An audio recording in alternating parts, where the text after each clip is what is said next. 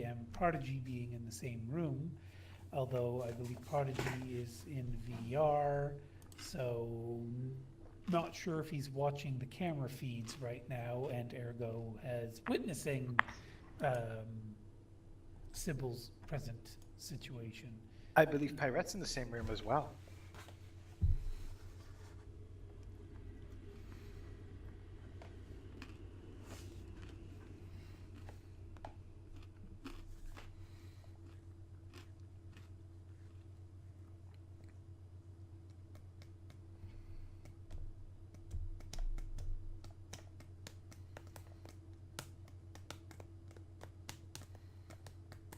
Did everyone just go quiet for everybody else too? I'm still trying to set up the recording. My computer's just being a smidge on the slow side. I was really Okay, hoping- mine has already started recording. Ah, yeah, just I'd hoped to set up, at my apartment today, but yeah, not happening just yet. User in But your we're channel back, started recording. and we're Okay. picking up with Sybil. Go ahead and just move your token onto the floor in front of your chair, and so yeah, Prodigy.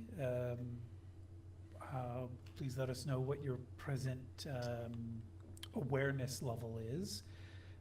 Pyrette, are you still astrally projecting, or have you returned to your body? What point in time is this exactly? Pretty much, we left, like, Doc Wagon is still in Parsons' office. Lawrence is still keeping an eye on Grimm and Mike as they are inspecting the bedroom. Although I think Mike has just started gluing down the vents. Prodigy and Sybil hacked into Doc Wagon's comm links, got some information, and we're starting to review that information when Sybil kind of went into a trance, shook a bit, and then fell to the ground with blood coming out of her nose and her Ears. eyes pretty bloodshot. So is she hitting the same part of this table that Mike hit? Sorry, what do you mean hit? Well, Mike passed out next to this table and conked his head earlier. I'm kind of curious if Sybil's hitting the same spot. Maybe this table's just cursed. There are drinks on the table, by the way. Well, I don't think she hit it. She's a bit small, and the chair's far enough away from it. But yeah, so Pyrette, are you still astrally projecting? I think actually, no. Didn't you report back to your body so you could send a message to everybody saying that there was no magic in Parsons' bedroom or bathroom? Yeah, and I was doing that, and I was getting ready to also then, knowing that Dark Wagon said to astrally ascend Dark Wagon, but in person. Just like me, whoever else is doing the security sweep, as I just go like, they're clear. Kind of thing. Okay. And Prodigy says he's checking the cameras every 5 seconds, so it won't be long before he will hopefully notice that Sybil's on the ground. Whiskey, you're right there in the room with them, so how long does it take you to notice? I think she notices pretty quickly, but she blinks and says, "Wasn't my drinks. She hasn't had any. It's not me." I guess it's at this point where Pirate would notice because of her OCD, just like, wait, what are you talking about? Oh, god damn it.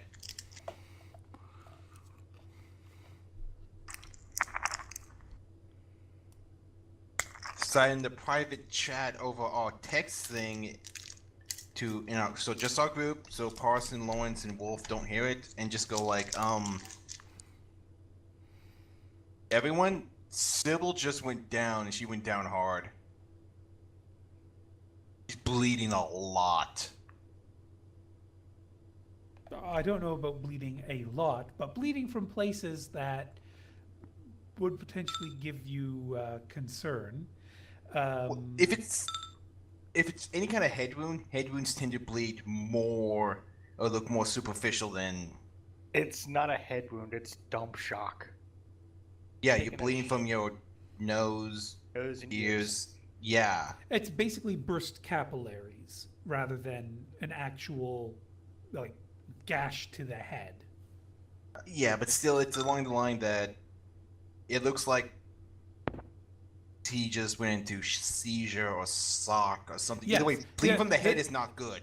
Yes, the seizure is something you might want to mention because Grim asks, "Is it the sniper?"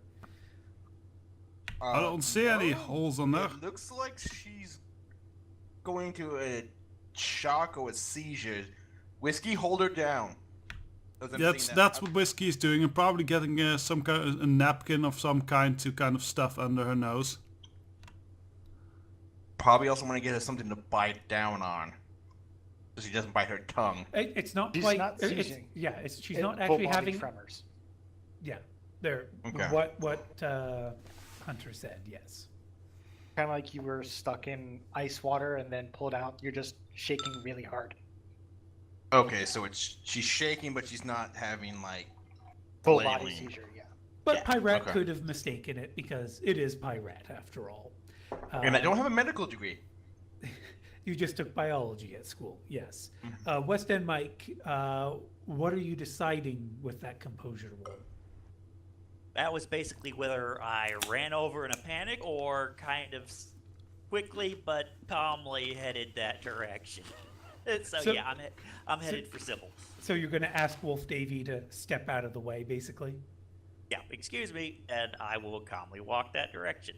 Okay. And Mike, I'm going to say you got all the vents done in the bedroom. There weren't many, if you're happy to say you're done. Can anybody read lips? Works for me. Okay. There is lip reading software that some people might have on their comm links.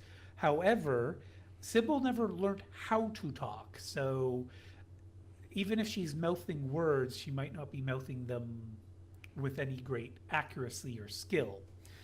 Grim also sends a text message to the group. Okay, good, glad, she says, not tensing up. Had me worried for a moment there. You need to be more specific, kid. Another thing. Does anybody who has lip reading software also have Carnivore Gold? Because she's probably mouthing languages in German. As the best of her ability, maybe, but again, she's never learned how to talk, so there's really no guarantees that she'd even be able to mouth anything, even that Carnivore Gold and lip reading software could analyze.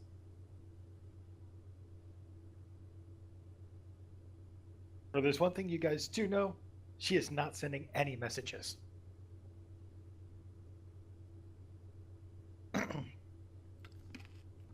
Well, Whiskey could mostly kind of holds her and well applies a very basic CPR, which really couldn't be really described as CPR. Please don't crush her torso. Mike, you're here now. Do you? Oh, not CPR. Sorry, not CPR. Basic first aid. I meant. Sorry. So yeah, holding a napkin under the bleeding nose, that type of thing. Okay. Well, Mike does 2 hits on his first aid. That's enough for a diagnostic. And Sybil ain't doing so well there, Mike. You might want to get an actual med kit. Well, seeing as how that there was no medkit bonuses on it, but we've got Doc Wagon right here. She's not. Aye, but they are greedy. She does not have a Doc Wagon membership. I would ask them to bill it to me. You will need to do some convincing, I suspect. Yeah, and what name is your Doc Wagon under?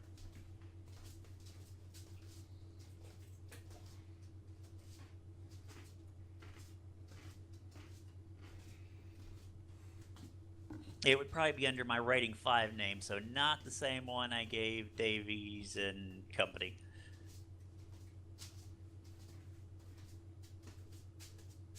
But still, he's he You know, I guess he'll try first aid with the med kit and see what happens. But if that doesn't help, yeah, I don't think he's going to be terribly worried about blowing his cover at this point. Okay, interesting. You're not even giving yourself a composure chance there.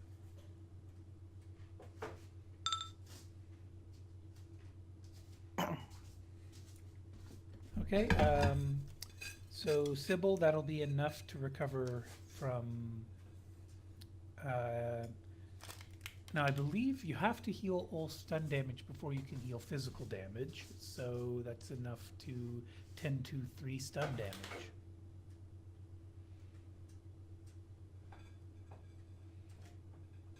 Or, Okay, so- sorry, my mistake. It's, I believe, actually, you have to heal stun damage before physical damage by natural healing. Whereas, let's see here, first aid can be, yes, first aid can be applied either to stun or physical. So which did you want to apply that to, Mike? I would guess physical. That would be the most, given the blood. Okay. So, I don't know enough about real first aid and medicine to suggest what is done here, but apply science directly to body, and Sybil may recover 3 physical wounds. It's the Savior med nanomachines.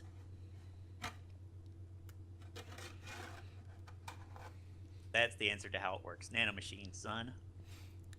Ah, you beat me to it. Sybil reaches out and takes his hand and something weird. Not talking to you. And she's looking very, very confused. Probably also very, very afraid. Oh yeah. Twister, I saw you typing a couple of times. Was there something Prodigy would say or do? Well, I have a med kit, rating 6, but I guess that isn't necessarily needed right now, is it? Mike swooped in with his own. Yeah. Also, El Diablo, it says that you're still dragging whiskey. Could you just grab her and move her and then put her back? Okay, good. There you go. Okay.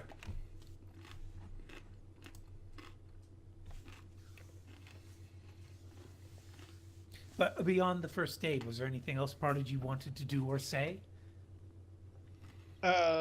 He's going to be extremely confused, but also, isn't this way later than it should have happened? This should have happened during the medical practitioners being here, because that's what we were doing. Yeah, the medical practitioners are still here. Yeah, So we've no gone. I think we've gone back in are- time a little bit.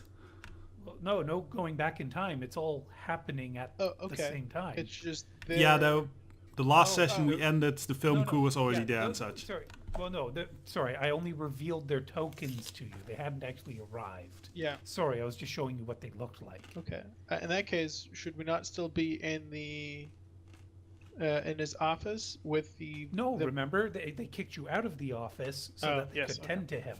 So the only ones left in there were actually Lawrence, Wolf, Parson himself, and the 4 medical experts, while Grim and Mike were in the bedroom looking for clues, and the rest of you were in the foyer, living room, kitchen, whatever, doing your various activities. Okay.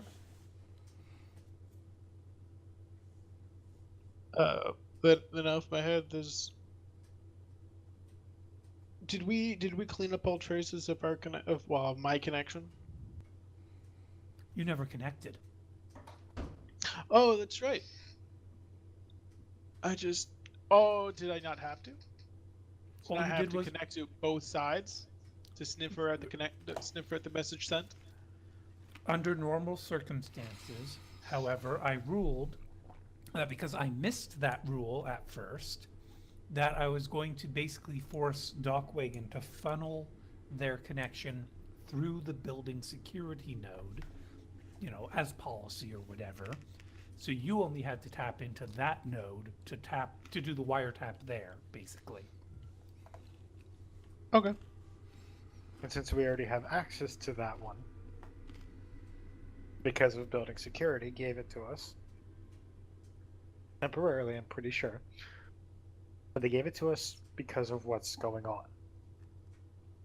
But what Prodigy might assume happened here is dump shock, or black hammer even,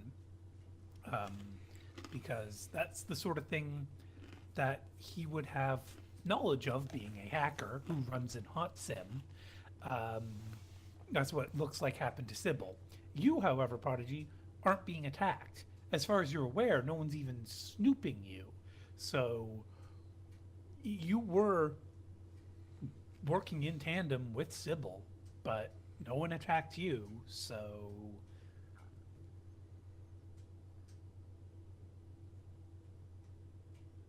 Okay.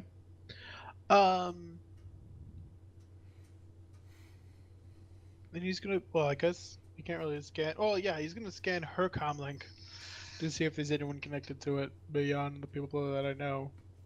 But it would show that no one's connected to it. It's offline right now, wouldn't it? Okay, her actual physical comm link. The comlink that I've been connected to that has been assisting me, and I know that it's her as a technomancer, but Prodigy is unaware of that. So what Yes. happens? So what Sybil has is a fake comm link. She has like a disposable or something. What are the stats on it, Hunter? The it's a EMT clip.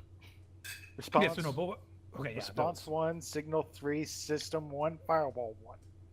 So Prodigy, basically all of her activities have been funneled through that device, and you know that's obviously got to be a fake device. There's no way that Sybil has been able to do the hacking she has been doing on a device like that. That device is still running.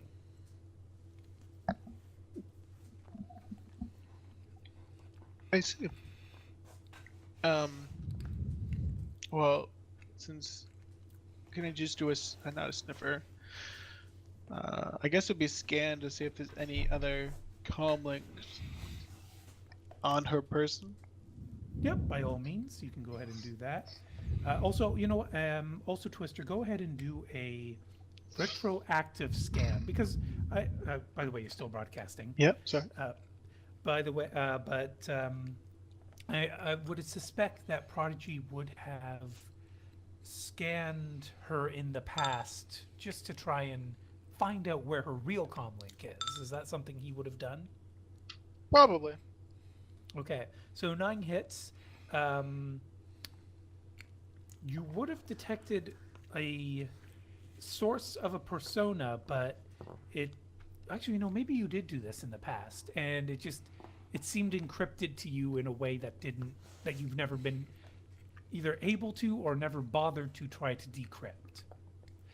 But scanning right now, you don't see that same persona node existing. So Where is it? logically, Prodigy would be able to assume that her real comlink has been crashed.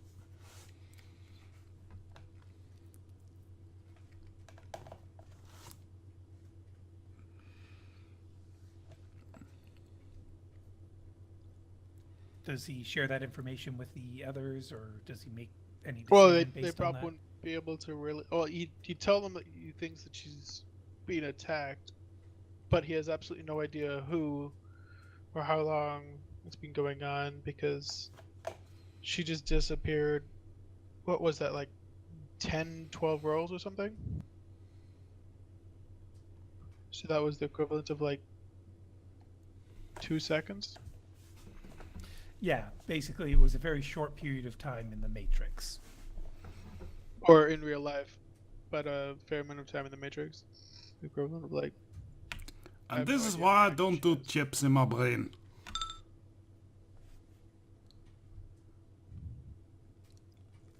Because it looked like she just stopped for a couple seconds, and then I guess she was fighting him, but she never said anything to me. Is anyone going to ask who Prodigy means when he says fighting him? Mm-mm. Some kind of computer thing? Yeah, that would be something Mike would be asking about. What are you talking about? Fighting who? What? What did this to her?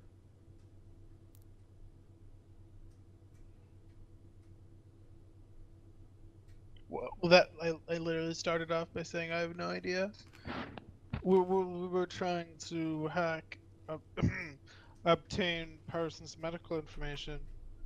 Would swell, and then she just disappeared off the radar.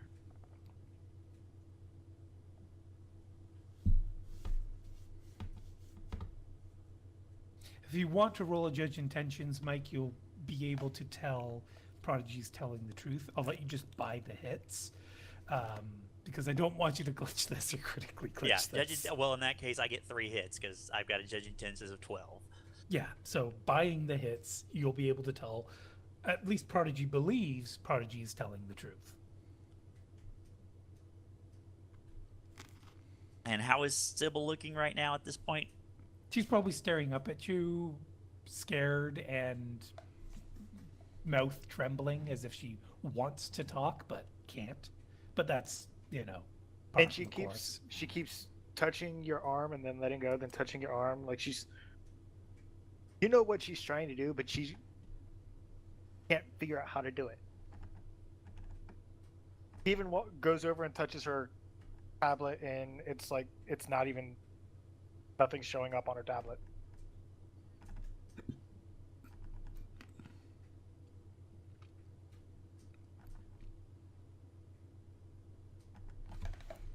So do we need to take her to a dock or something? At Street this dog? point, I think Mike would go grab, walk over. Excuse me, could I borrow one of you for a moment? Talking to the dock wagon people. So you go into the office and you attempt that. Try an etiquette roll, Mike. No empathy software bonus because these people. Well, roll your empathy software on its own, and we'll see if it's analyzed these people.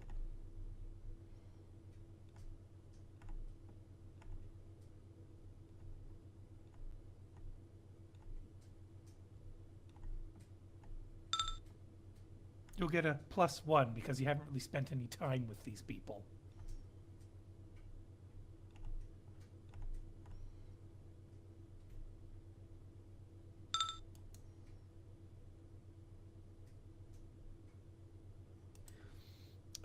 Basically, the leader of their group will say, what is it that you were asking us for? One of my computer security experts just hit the ground, and she seems to be having trouble communicating. Since you people are here, could you, come take a look at her? I am sure you can bill it to our company. I'm sorry, sir. I don't know what your company is or if they're registered with us.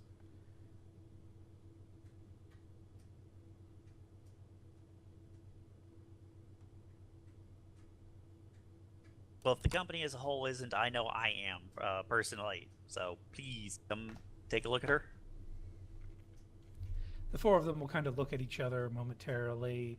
They'll look at Parson and they'll check their AR, and the leader will point to one of the other three, and say, all right, I think we can spare you. Just go and see what they're talking about. And that Dockwagon person would nod their head and follow you, Mike, to, I suppose, straight to Sybil. Yep. And the person would stand above her and say, all right, give me the details of what happened here. And he's scanning the area around her body, looking for any signs of, hazards, threats, that sort of thing. We aren't sure exactly, but she was in Hot Sim, so we're assuming somebody attacked her through VR. The Dockwagon person will say, Hot Sim, huh? Guess you don't know that's illegal. Whatever.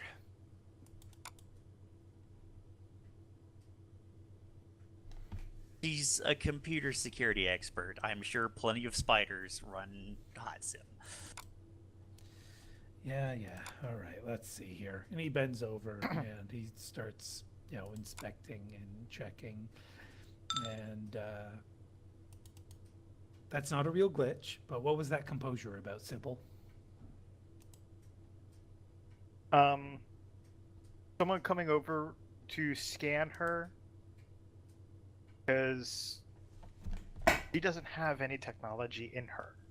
So for her to be hot simmed, but having no technology in her brain, that might be a problem. Yeah, but why do a composure? To see whether or not she backs away. She's still on the ground last I checked. Yeah, but Recoil, sure, yeah. yeah. Also, with her not being able to access the Matrix, is her Carnivore Gold still working? No, none of like her resonance has shut down. Okay, so she has no clue what you guys are saying. She doesn't speak English. Yeah, so I imagine she'd probably be a little traumatized. So Mike, why don't you go ahead and try to convince her with body language to let this guy near her? I guess that would just be bend down and squeeze her hand, and kind of try and look her in the eyes and let her know that it's gonna be okay. So go ahead and try charisma plus 3.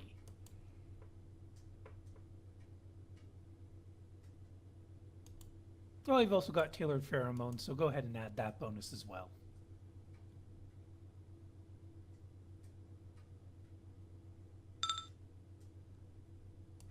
What do you think, Sybil? Is that enough to calm your worried mind? Out of argument, what would she roll to combat this? She wouldn't roll this to combat. This would basically be added to her composure roll. So 7 hits. Yeah, she's fine. Like, she'll stop trying to back away and stare at the guy. All right, the guy's going to start his inspection and say, all right, if someone could get me the Trode and the SIM module she was using, I mean, like I know I just said they're illegal, I get it. I'm not going to report you, don't worry. But if I could have that device to take a look at it, I could, have perhaps a slightly better idea of what I'm looking at here. But it does look like dump shock. And he's going to basically open up his med kit and start working. And you were about to say something, Hunter? Sybil just keeps glancing over in Whiskey's and Prodigy's directions. Then looking at Mike, then looking at them again, then looking at Mike. Yeah, Whiskey is just leaning against the bar, kind of looking like, I don't know what the bloody do here. So maybe she's probably just sipping her glass. I don't even know what that throat means. No, out of character, Whiskey should know that sort of thing because for people to use virtual reality, they either have to get an implant or use Trodes. And virtual reality is pretty popular. It would be like somebody not knowing what a television remote is. Ah yeah, fair enough. So that would be a Frax thing.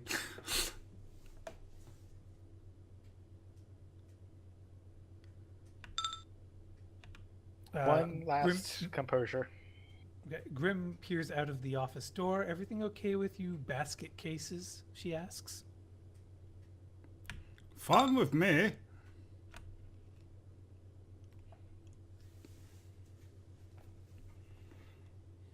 Can I still add that +5 from earlier? What are you attempting to do? Seeing whether or not she's okay with Prodigy and Whiskey being in the same room as someone scans her. Because whether or not they find out that she's a technomancer. Well, you don't know if this guy has the technology even capable of figuring something like that out. But, I mean, if you feel Sybil is feeling threatened enough, she might try to stagger away.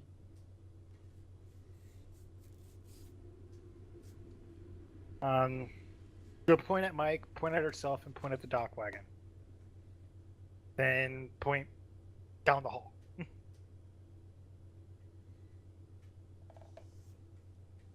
Trying to express that alone. Okay, body language. Roll your charisma.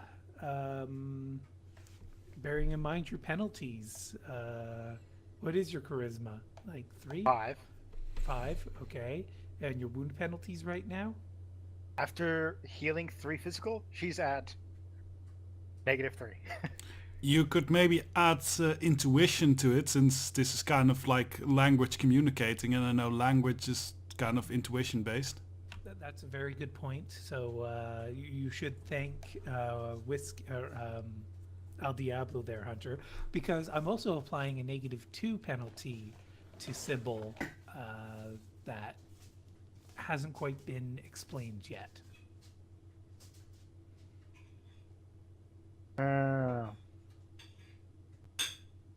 So I think that works out to 10 minus 5. Yep, so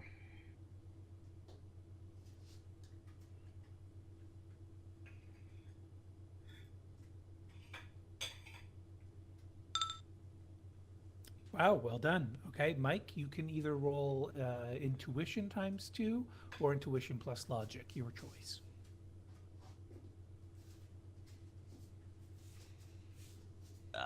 Six of one, half a dozen of the other, or more accurately, 8 SR4 either way. Okay, it's going to take you a while to figure out what Sybil's repeated hand gestures are, but eventually you're going to figure it out. However, by that point, the Dockwagon employee has already performed, a series of scans, and he's got a somewhat perplexed look on his face.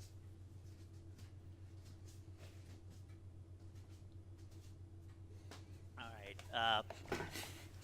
I'll ask Whiskey Prodigy and Pirate if they'd leave us alone for a moment, and to the dock wagon, I will explain that her sim module and trodes are internal, so if he's not picking them up, it means they're offline. Whiskey kind of raises an eyebrow and goes to the vestibule to kind of play doorman. Okay. But yeah, roll a con there, Mike.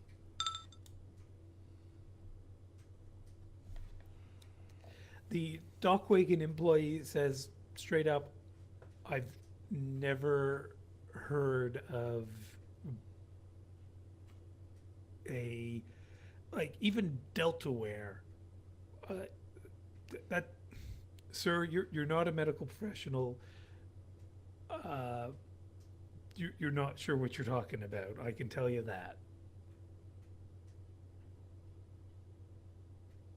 So Well, I've never seen her have to use an external sim module or TrodeNet. So, can she pretty much do a judge intentions, and what would her total be? You're at a -5 penalty to your current judge intention. If Whiskey were there, she would probably just try to intimidate the Dockwagon personnel to not ask stupid questions. But she's not there, Thank so... you. Yes, yeah. Prodigy, did you leave? Pirate, did you leave? Oh, I left.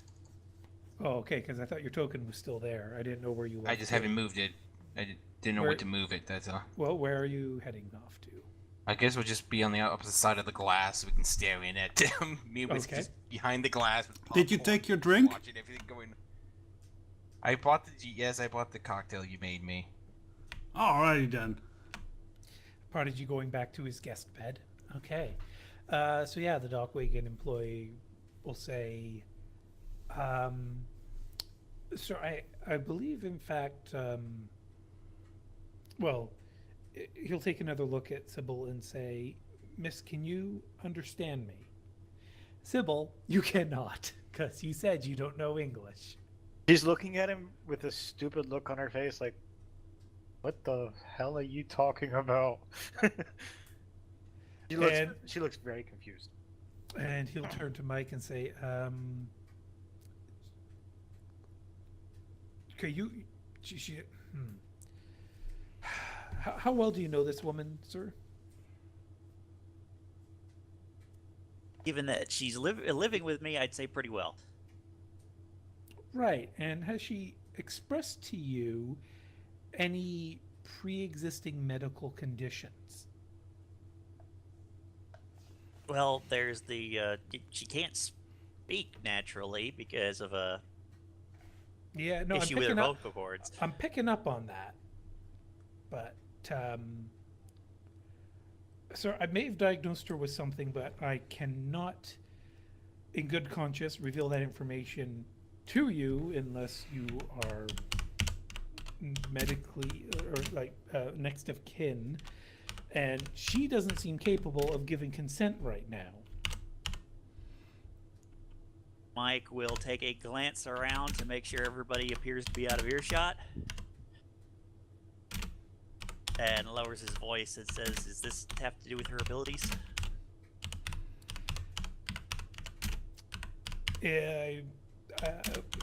Out of character. What would you roll for innuendo, or not like trying to subtly drop a hint? What would be the appropriate roll for that? Instruction, I guess. What's your instruction at?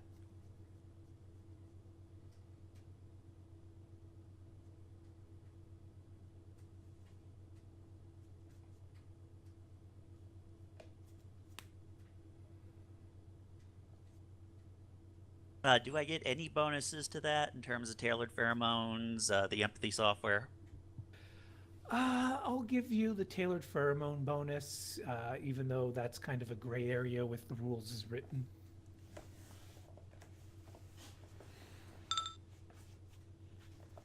Well, damn, well done. Okay, the guy will nod his head slowly and say, abilities. Yeah, that's a way to put it. No TrodeNet, no SIM module, able to go hot SIM, no implants at all. Yeah, no, I mean, technically she's not, by legal definitions, one of my patients as a, Dockwagon employee, but I still swore the Hippocratic Oath. I am not about to do something that will put her life in jeopardy. But yeah, what do you know about her abilities? A fair amount. The fight is.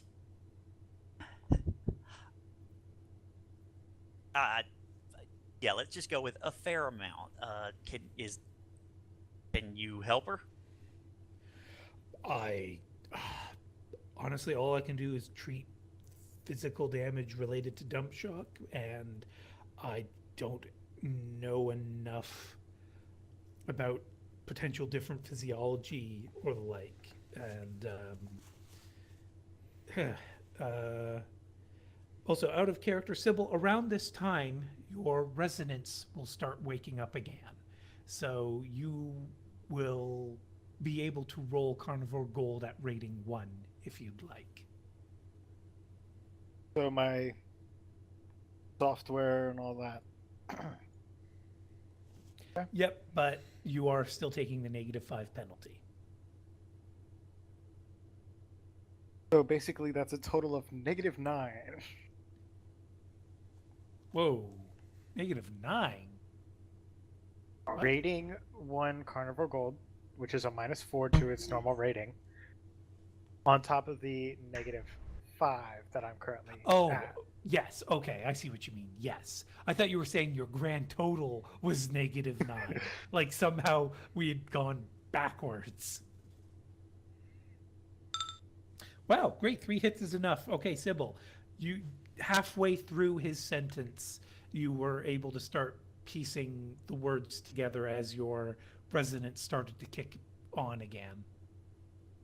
She's gonna try and touch her her tablet. try and figure out and see if she can use it again. Yep, yep. It's coming back to her. She's starting to remember how these things work. All right, Mike at Message. that point would just tell the doc wagon, please do what you can, and as for the rest, and he'll quickly send his comlink address over, and just if you ever need anything, I will pay you back for this somehow. She's gonna hold up her screen in German. It says, "I can't believe I forgot how to use technology." Actually, I think she'd feel not at all surprised about that. Actually, it's painful to admit, but it's not surprising just because of how painful the whole experience was. And the reaction from Mike would be, "Oh, thank God, you talk again." Okay. Like I said, sir, do what you can for. Other than that, I appreciate what you're doing and what you're saying. If you ever need any help with anything, and I will gesture to the ARO that's got the comlink number on it. And basically, he'll do a quick swipe in AR as well to basically acknowledge that he picked it up and that you can put it away. And I do. All right. But yeah, so he's going to attempt his first aid, which I'm rolling in private because you don't know just how good he is at his job. He also has the med kit, so boo. Oh, that's a pretty shitty roll. Sybil, you heal 1 point of physical damage. Not a very good doctor. Well, he doesn't want to do anything that might damage a technomancer because he's figured that out at this point. But he doesn't. He's never studied technomancer biology. He doesn't know. Well, shit. Are they like normal human beings? What can I do that isn't going to potentially make things worse? And so he plays it safe and just does like the bare minimum he's comfortable doing. Plus, he is working on top of what Mike's already done, so. I wonder if I give people full whiskey blood transplant, if they would turn into drunken Wolverine. Oh no, Twister!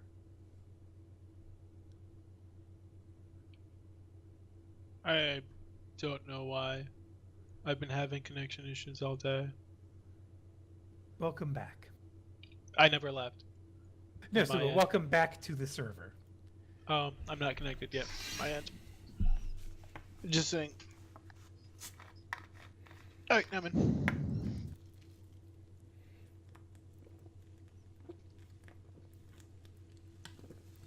I'm not related to it. I normally buy candy. I buy little gummy cherries to eat while playing this campaign because it's a good day for it. But I left them in a different room this time. Well, you need more gummy candies. If you need to take a quick break and grab those, go right ahead. I was gonna say I'll be back in a bit. Okay. Hunter, how much physical damage and stun damage are you at according to your numbers? 3 physical damage, 7 stun. Okay, cool. Thank you very much. All right, so that pretty much resolves the situation for now. If someone wants to make up if someone wants to make up a name for that doctor, go ahead. It will not be Bones, though. I can say Male or that much. female? Nor Jones, I imagine. Male, I suppose. James also, Zegler. James Zeckler. You type that out?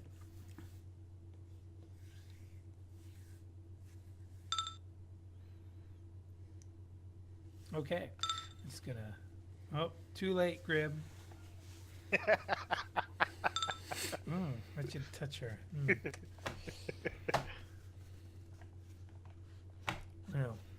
All right. Okay, I just have to get this out because my brain was not going to work until I say it.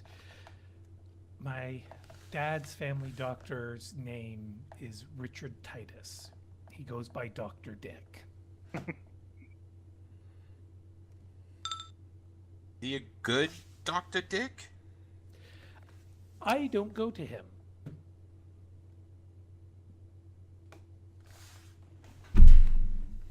All right, so Grim, you went out to check on the others, then you came back in to keep an eye on Parson.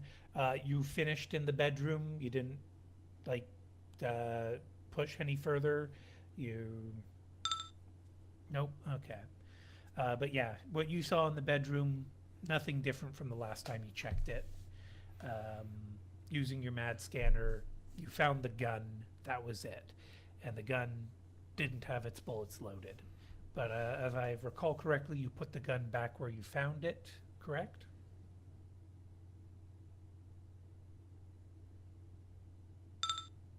Okay, and did you mention it at all to Wolf? Because Wolf didn't seem to notice that you found the gun.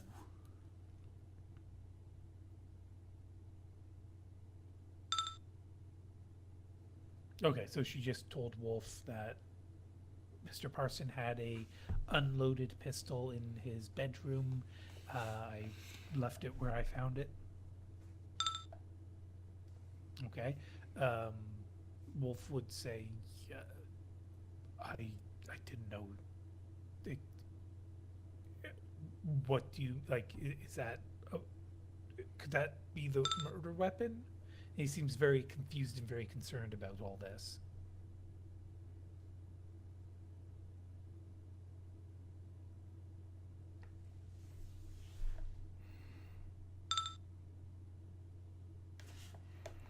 By the way, I've been doing some really silly chat things towards Pirate while they wait in the hallway.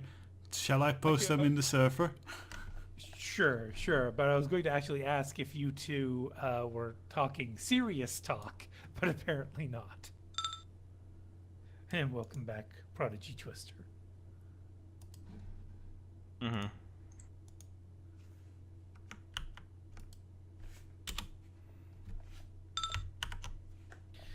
Grim text to Wolf, it's a personal defense weapon, a simple pistol. Like it just for personal protection, but it's under the bed in a box if you want to secure it. I, as promised, wasn't interfering. We are just doing our job. And,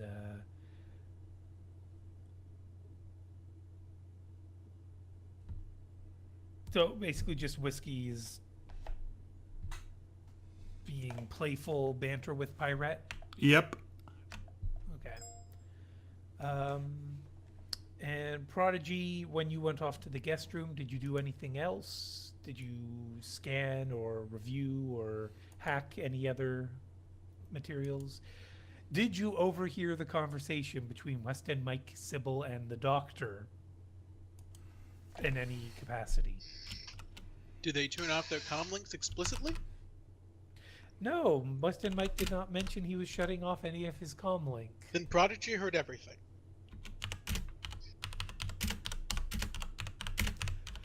Desperado, do you have any objection to this declaration? I'm fairly certain I would have shut off my comm link before having a private conversation like that. I did not mention at the time. I will give you that. So, DM's call on that. Why don't you go ahead and roll a composure? If you get at least 3 hits, you add presence of mind. Then roll a common sense to see if you actually thought about it. Nice.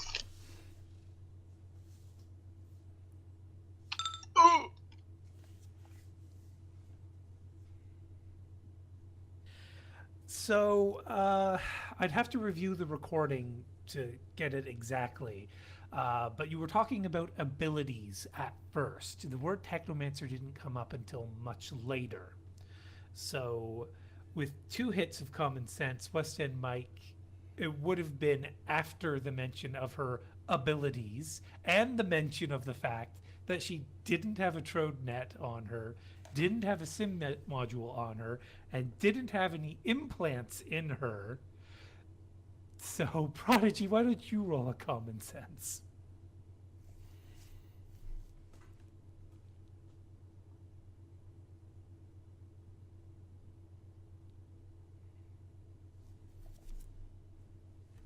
Unless West End Mike, you want to edge that. Yeah, I think I'm going to, yes, edge the common sense roll. So, Prodigy, if he doesn't get any hits on his edge reroll, you'll have figured it out.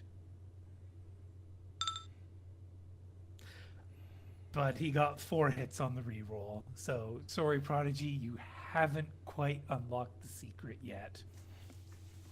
Yeah, that would have given me a total of 6 hits on the common sense roll.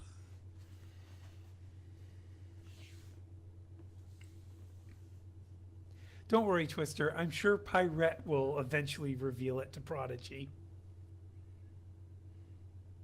Oh, I already sent him a message. It's just as his payment thing for the favor.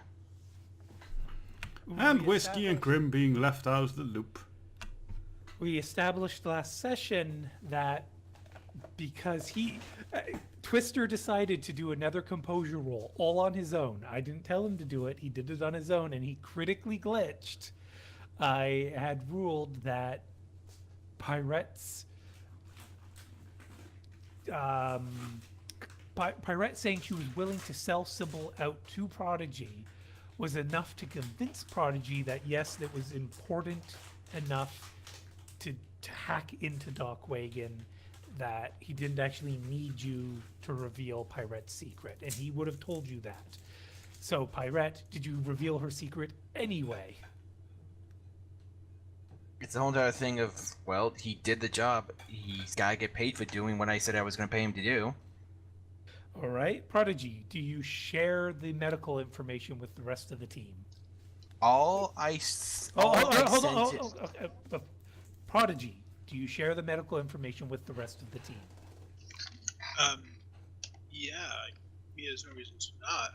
He just doesn't Okay. know if it's what he needed. All right, so Pyrette, you've had a chance to see that Prodigy scored medical information on Parson. What is your response? And what exactly was his medical information again? Just to be 100% sure. No one's deciphered it yet because it's medical information. Okay, it's heavily encoded still. Okay. No, it's not. It's not encoded. It's in medical jargon. None Yeah. of you are a doctor. I've got 0 Okay.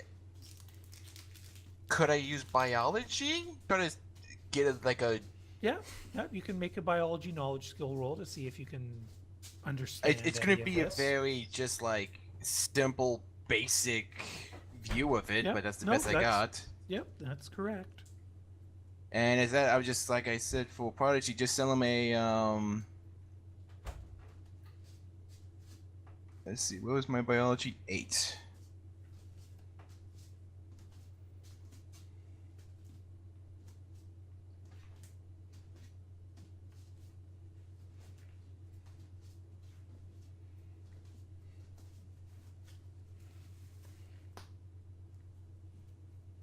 We had our edges refreshed, right? Last session. So if you used any last session, this session's still the same edge Okay. right phase. It says I'm still at 2 and 2, so it looks like I didn't. Yeah, I also refreshed all my wound points at the end of last session, and now we've kind of gone back in time, so kind of, yeah. I'm gonna pre-edge this just to make sure, because I'm the only one in the group who has the medical knowledge needed to probably figure this out. AKA the knowledge skill. Yes, but Oh. some other people have contacts who are actual doctors, so. Okay. I'll just do the pre-ed. I just won't do the pre-edge, just use basic biology. Medical jargon? What? Yeah, no, Pyrette, you're gonna take a look at this and say, damn it, Prodigy, I'm a mage, not a doctor. Just looking over this, just go like, I really need to review some of my old textbooks. And then just send Prodigy a email, PM, or whatever it would be in this setting, of just that. What would have been the?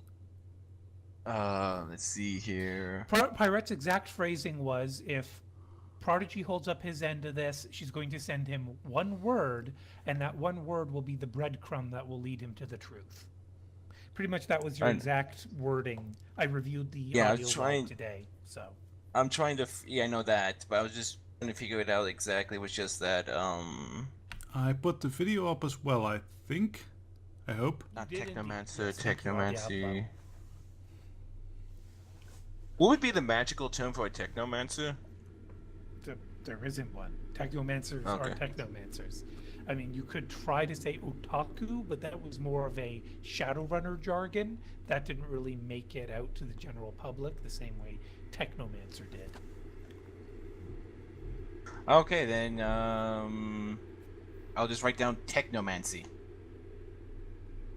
Now I'm playing she's a technomancer, maybe she got affected by it or something like that. Not outright saying she is one. So, Prodigy, you received that one-word email from Pyrette. Yeah. Technomancy.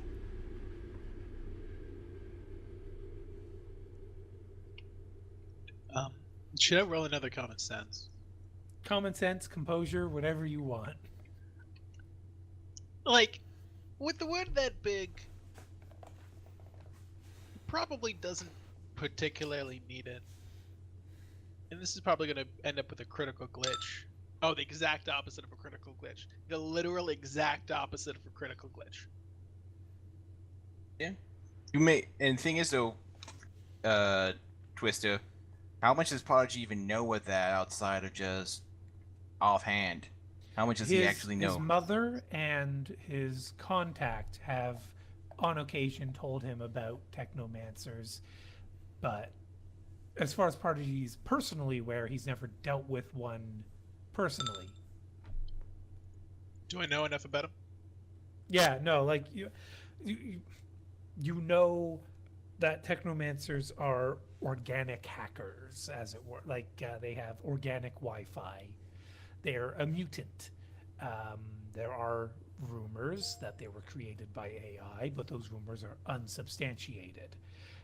They are human beings by and large. So if a human being is good or evil, then the technomancer they could become is good or evil based on that.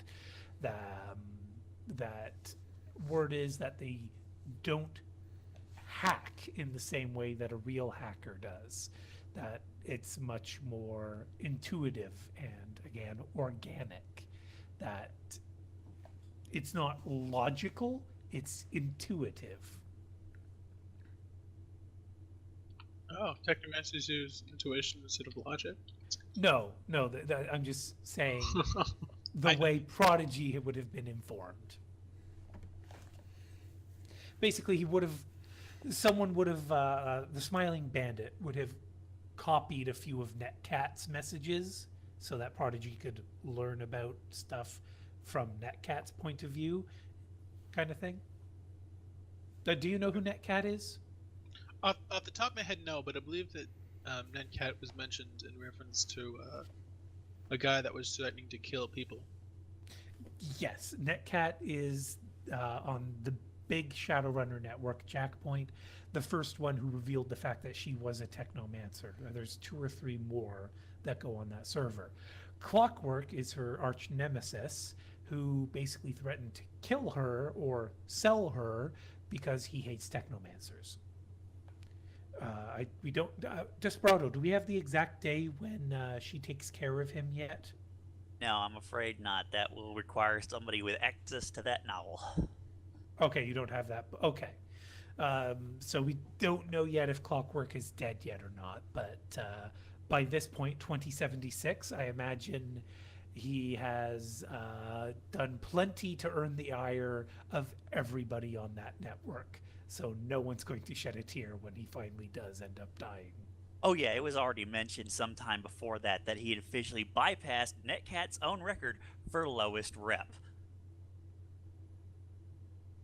And She set a Netcat, new record when she exposed herself as a Yes. technomancer. He's beat it. yes, but then she got her rep back. Clockwork didn't. No, no. He keeps digging. So Prodigy with 8 hits on Shadowrun Community, you'd have the Cliff's Notes on all of that. You wouldn't have names necessarily, but you would have heard stories about some asshole and some technomancer. And if you want the rest of the details, crack a copy of Emergence.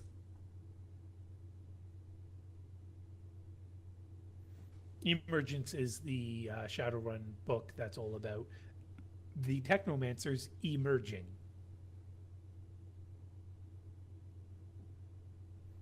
So, what does Prodigy do? Does he need to roll composure here, or is it more of a, oh, okay then, kind of moment?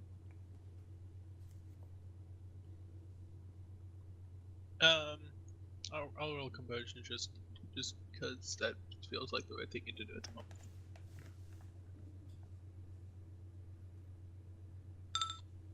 He takes it in stride. Now, Prodigy also knows you can sell a technomancer for a bounty. Does that cross his mind?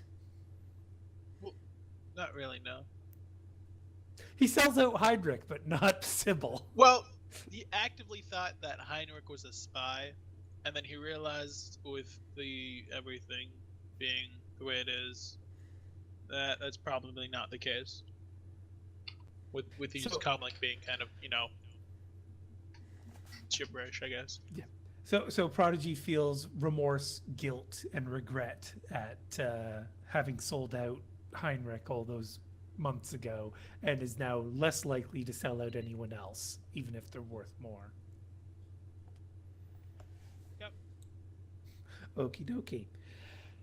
So anyone else want to do anything in particular, or shall we move back on to the mission parameters?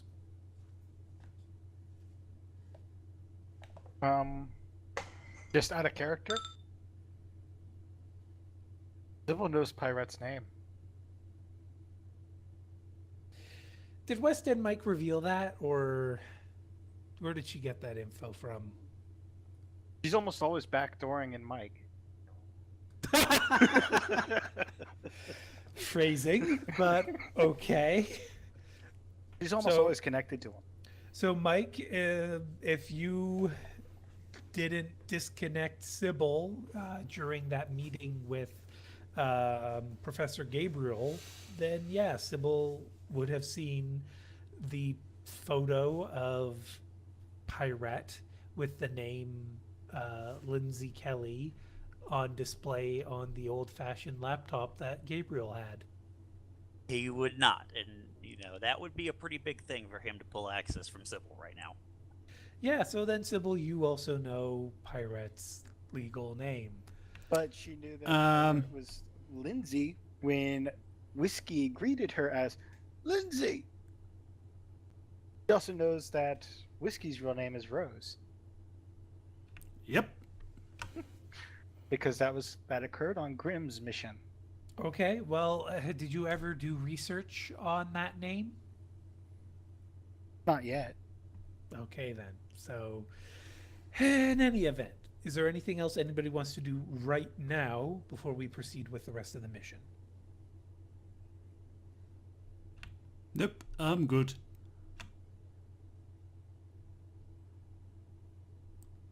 If we do move ahead like days, then there might be something I want to do, but not until then. Well, that's why I want to establish if anybody wants anything else in this moment. We'll extend this offer to a Bob when he gets back, but in the meantime, if nobody's going to step up, I guess we can move on.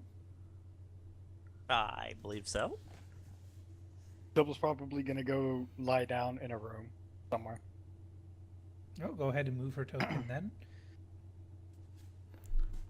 And also, yeah, Yes, one Judge. question. Who is eventually going to enjoy the lovely cocktail drink Whiskey made?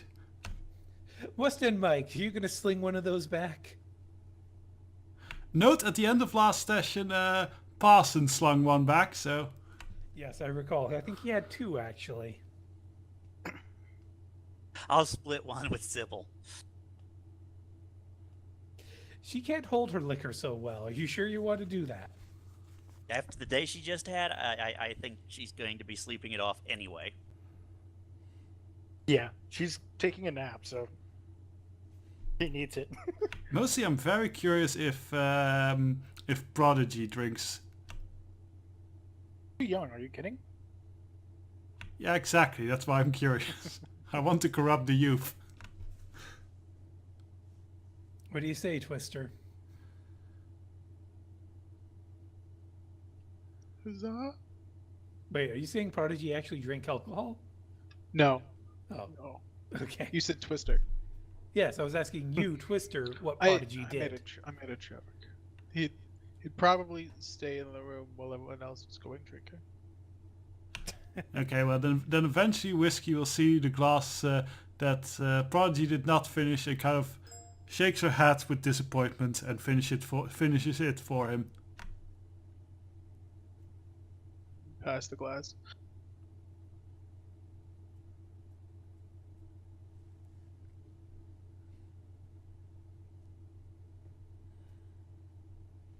Okay, so bop bop bop bop boop boop boop. Eventually, Doc Wagon finishes with Parson. Basically, they tell Parson to get some bed rest.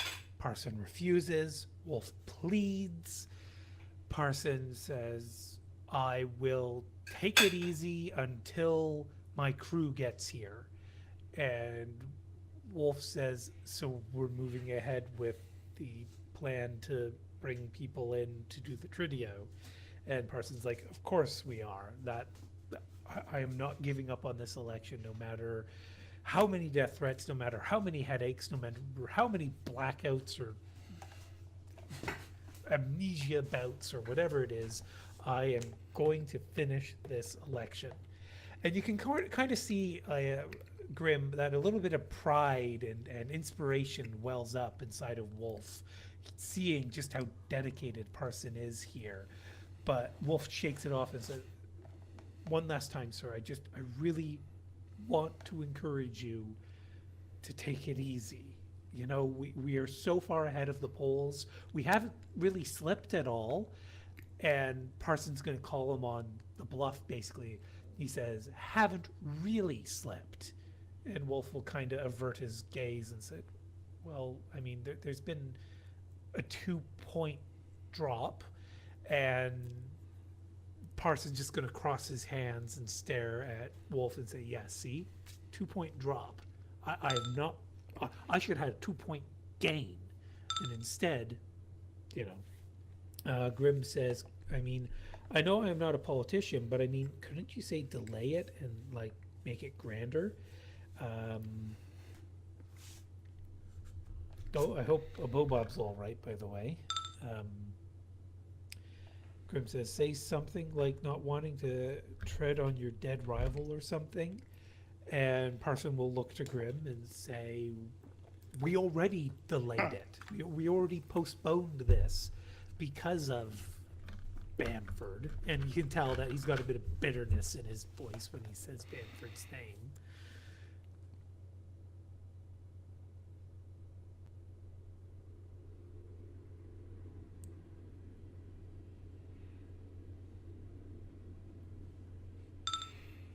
Grimm says, "Yes, of course. We're here to protect you either way, so yeah, no issues from me." Parson will give her a stern nod. He'll look to Wolf. Wolf will say, "You have my support 100%, sir." Parson will nod to him, and then he'll look over to Lawrence. Lawrence just sort of standing by the door like a dweeb. And Lawrence will say, "Oh, yeah, no, I'm totally on board, sir." And Parson will say, "And you remember what your part is in this?" And Lawrence will say, "Yeah, I stand next to you." And Parson's like, "Yeah, and look professional." And Lawrence will nod his head and kind of square his shoulders and try to look more professional. He'll kind of wipe his stupid grin off his face. Uh, Kara joking that second part will be the hardest. No, I think someone else is harder. Sorry, what?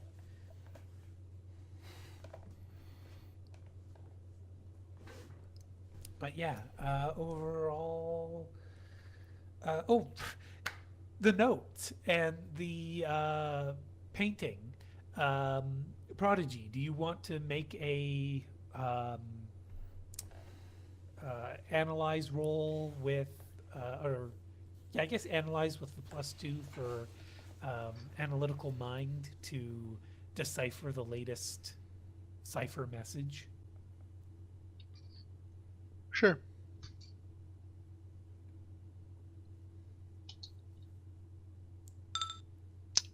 Well,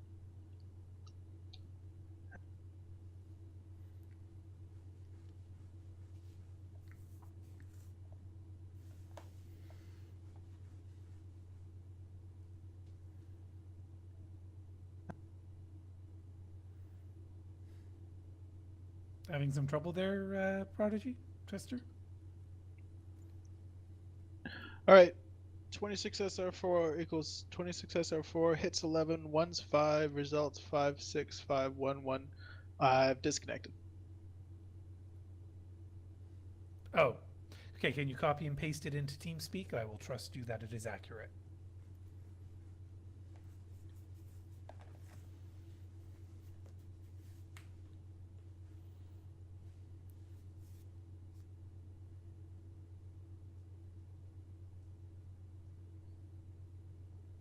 Twister? Just a sec. I'll one up it.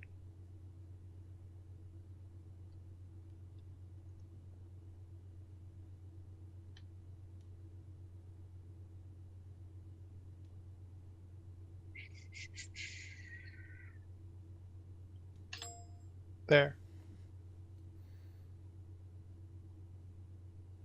Oh, you took a screenshot, did you? Yep. It's telling me access denied. Anonymous caller Oh, does not God damn have it. storage. That's extremely odd.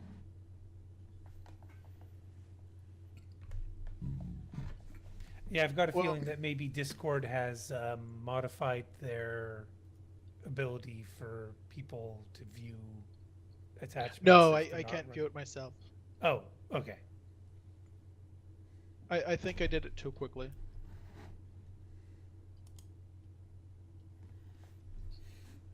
I'm starting to think this one-upping was perhaps a little more work than it's worth. Potentially. That should work. Yes, it did. Okay. 11 hits. Then, yes, absolutely, Prodigy. You will decipher this latest one, this carbon copy in lickety split. And having that information will also make the portrait painting image also quick and easy for Prodigy to solve. That's good to hear. So is it going to share this information with everybody or only specific people or no one at all? Probably share it with everyone. I doesn't really have a particular reason to hold it off at the moment. Does that everyone include Parson, Wolf, Davy, and Lawrence? Touche. With the team. Okay, so members of the team, Prodigy has revealed to all of you that the latest message has the encoded message of carbon copy.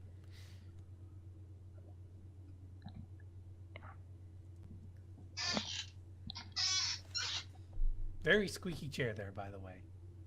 Oh, I know. Sexy. So Whiskey goes, like a clone? Yes. No response from Sybil.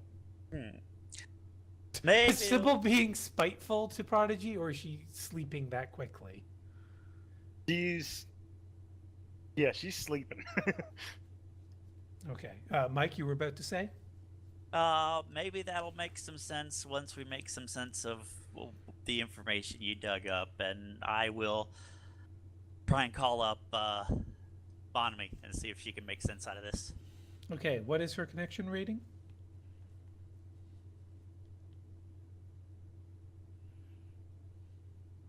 Connection rating is 3.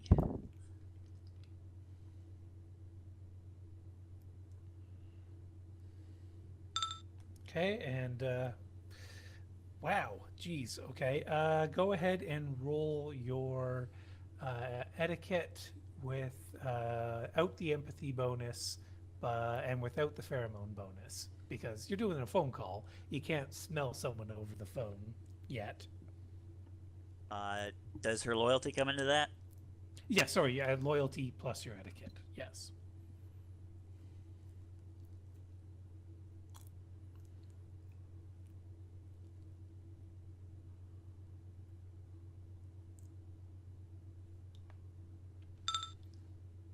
Yeah, you can get her in a heartbeat. You know, it's a slow day for her at the clinic.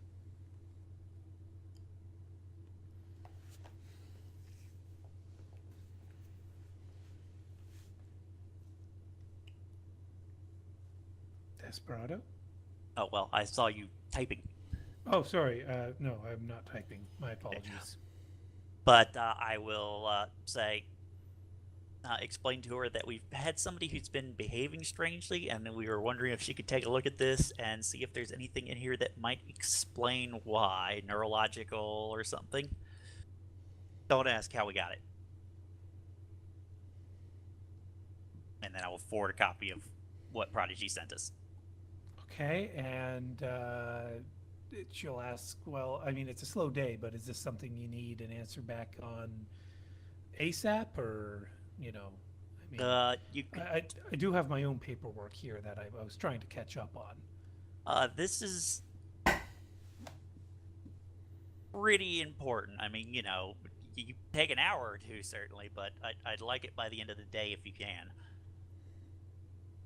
Okay, I think that's workable. But you'll owe me. You get that, right? Of course.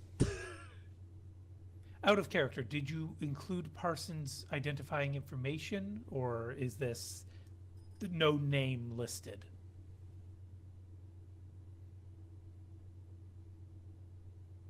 I would probably send it without the name unless she specifically requests it. She's worked with anonymous files before. It's no big deal to her. You know, she does a clinic, right, in the slums. Yeah, Westway. Yeah, anonymous is par for the course for her. Yep. People don't want to tell who they are.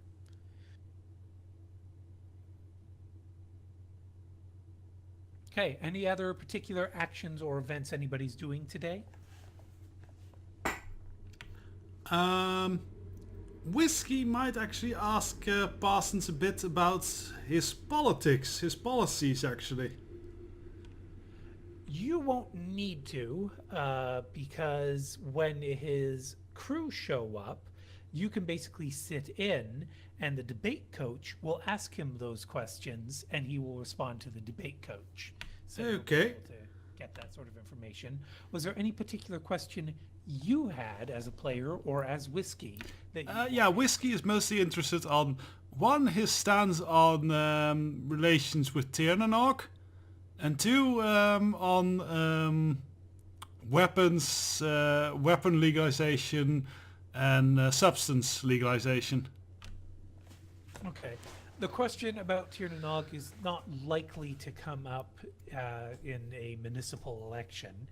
Would Whiskey interject and give that question? Yes. Well, the speech coach, the debate coach, will basically say what I just said. That's not likely to happen in a municipal election. But Parson will follow up by saying that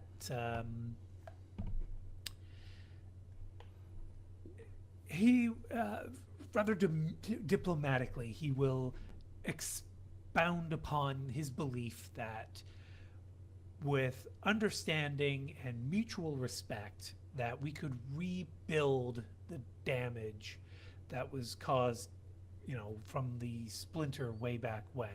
And while he's never suggest, or he would never see, he's much more eloquent than I am. He's a politician. He doesn't believe that Tirnanog should return to being called Ireland. He doesn't believe that they should fall back in line with the United Kingdom, but he would like them to be united more wholly with England, so that if, say, something like the Euro Wars happen again, that we will know they are our ally and that they will stand with us. All right, Whiskey will frown a bit disappointed and probably relate bemoan there and complain about the racist government that's kind of in charge there, and how basically she is treated like an animal in some ways. To which he would follow up by saying an important part of unity with England would be to hold Tirnanog to the same standards we hold ourselves about respect and the greater form of community that all of metahumanity is a part of. Oh, you might earn a vote with me for that then. And she would drop it at that. Okay. And then the weapons, he would basically say that the Lord Protector's office was too strict with their control of the citizens. I think it just And- disconnected again. Shit, I don't know if geez. this message is going to come through at all or ever or anything. I can hear you. Can you hear us? Did everyone hear Twister? No, First- I can hear Twister. My internet's Sorry. cutting in and out constantly. That's Oh. the first thing I heard said was that you can hear me. We hear you clearly too. It's not even like choppy or anything. Indeed, you sound fine on my end as well. Is anything coming in game? Quirp, quirp, quirp. Yep. Oh, there was no P there, so it's Oh, sorry. quirk, quirk. Queer, queer, queer. No, queer, queer, worker. Anyway, the weapons. The Lord Protector's office was too strict. It strangled the citizens of England as a whole. And while as a municipal elected official, Parson doesn't really have the authority to change the laws of the entire country, he will firmly stand with political parties that are going to push for individual rights to be restored and for the people of England to be able to protect themselves, so that if a situation like the Lord Protector's office ever happens again, that we're not going to be toothless and unable to protect ourselves from tyranny. All right, that earns a very big thumbs up from Whiskey. And to be fair, he might not be able to change the laws, but there is certain amount of discretion they have in whether they grant a permit or not. So if he decides to be very generous with the permit, it makes a difference. Yeah, and support goes upwards, so that's kind of her there. Yeah, and the thing he's saying is that he is going to support whatever greater political party might relax the regulations even more so.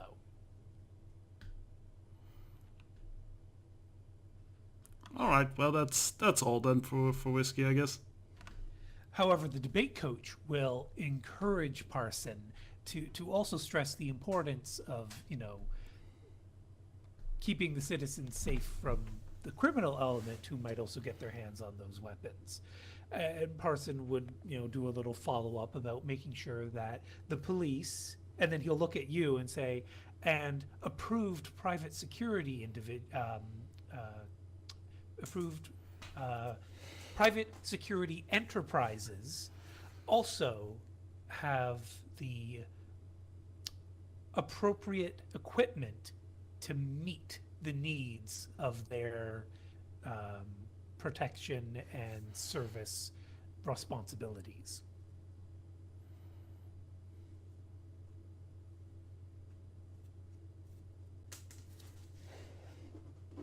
Desperado, are you typing something, or is MapTool lying to? Oh, I was just, the hilarity of to this particular crowd talking about making sure criminals don't get their hands on weapons. yeah, that's what the debate coach brings up. But what Parson replies with is that he actually wants you guys to have the weapons you need to protect him. That is a reasonable thing. No, I'm just, he doesn't know Sometimes- that he's dealing with all these criminals. Sometimes the only thing that can stop a bad guy with a gun is sadly not the police. It's a good girl with a gun. I don't know if I'd call whiskey good. She calls herself good. Moving on. Was there anyone else who wanted to pose any questions? I imagine Pirate probably had something along the lines of magic, to which I imagine Parson would probably say something along the lines of encouraging the university in London, which I keep forgetting the name of. Does anyone remember the name of the London University? No. But basically he would say that university... Oxford? Is it Oxford that's in London? No, I think Oxford is a bit miles away from London. Yeah, I think Oxford is the university in the place called Oxford. But Parson will stress that he wants them to educate more teachers who can then go to the local schools for youth and have them understand what magic is really about, so that superstition and this manipulation that the Lord Protector's office utilized magic through can be prevented again in the future.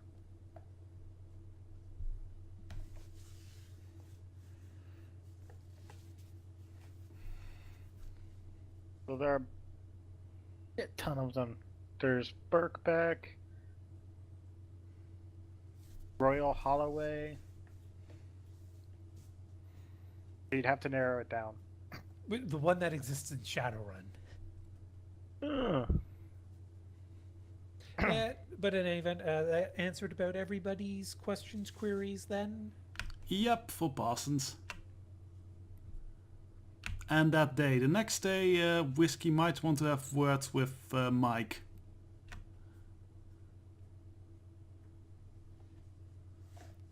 Have we managed to get our payment to Monteson, and has he replied? Well, Prodigy was the one who's going to handle that, so Twister. I imagine it happened. Was there any reason Prodigy might not do it? No.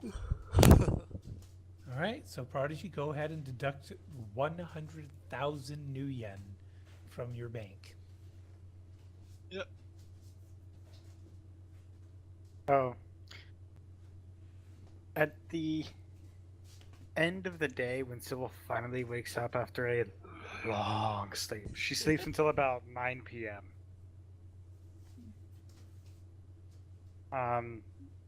Sybil will message Prodigy that they need to talk.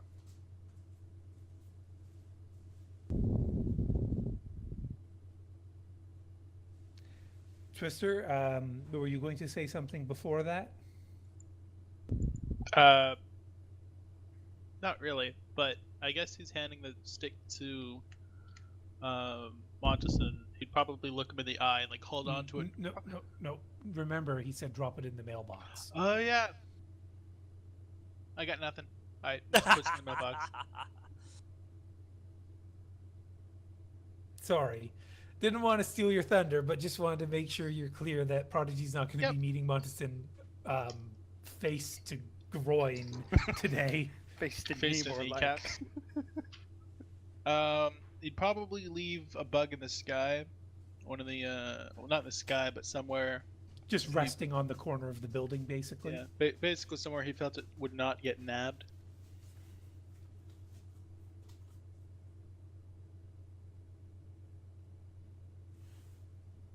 And of course, bearing in mind that to keep your connection with that one, you'd have to route it through regular traffic. You wouldn't be able to have a direct connection. Well, unless I breadcrumb them. I think their distance is only like 400 meters, and well, you got 25 of them. Well, okay, what's their signal range? The signal range is 3. Okay, so I believe that's at least 400 meters, so that might actually be page 222.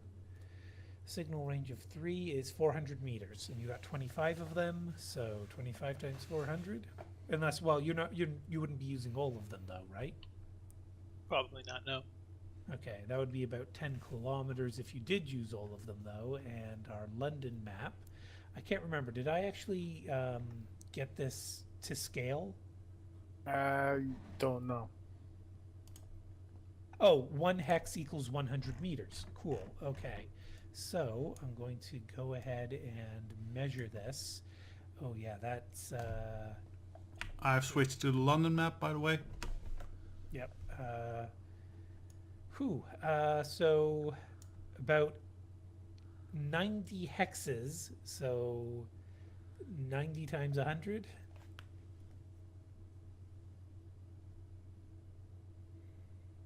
Kilometers. So if you did use all of them, you would be able to daisy chain them, but you'd only have a few left over.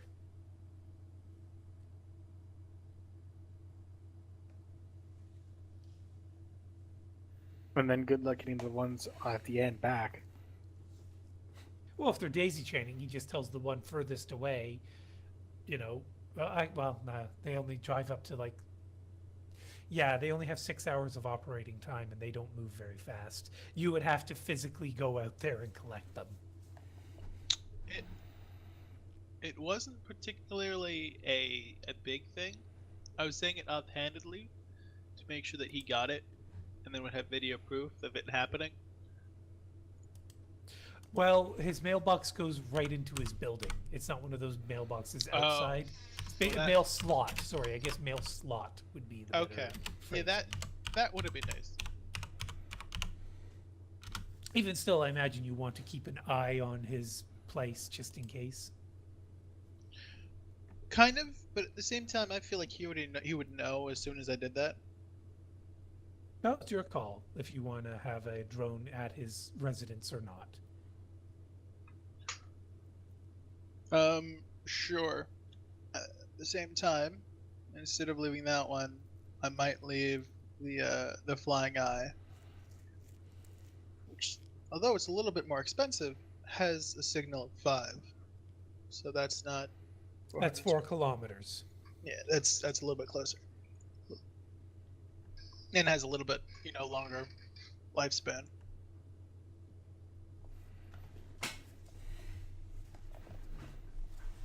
Okay. Well, we've got all that in place. Grim, was there anything else you wanted to do with your day? Okay. West End Mike, I am going to kidnap you. Oh, I got fucking password. That's embarrassing. User was moved Okay, out there of we your go. channel. User left your channel.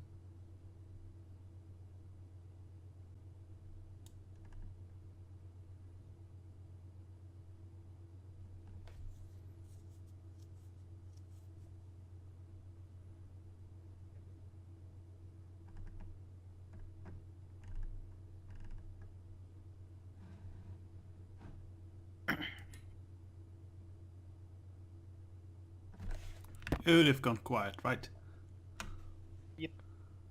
Because he has kidnapped West End Mike. By the way, you guess why Sybil's going to talk to you, Prodigy?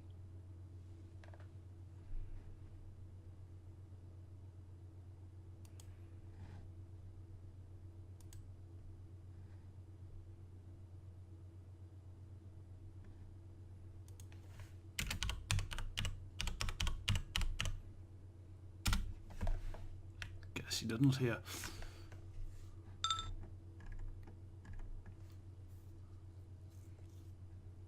Batteries doesn't realize he's muted.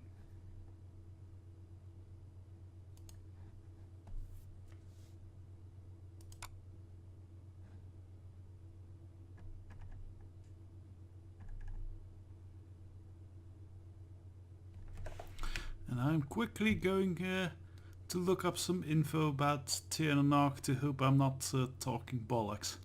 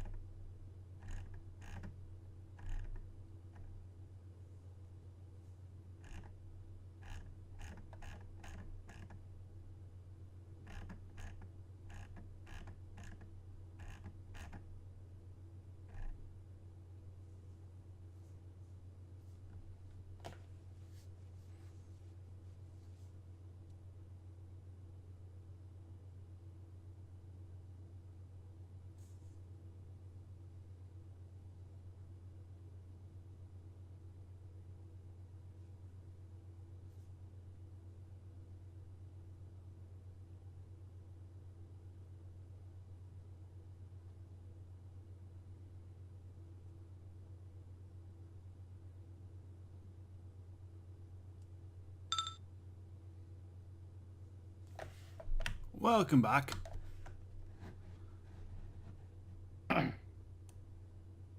Welcome back, Kara.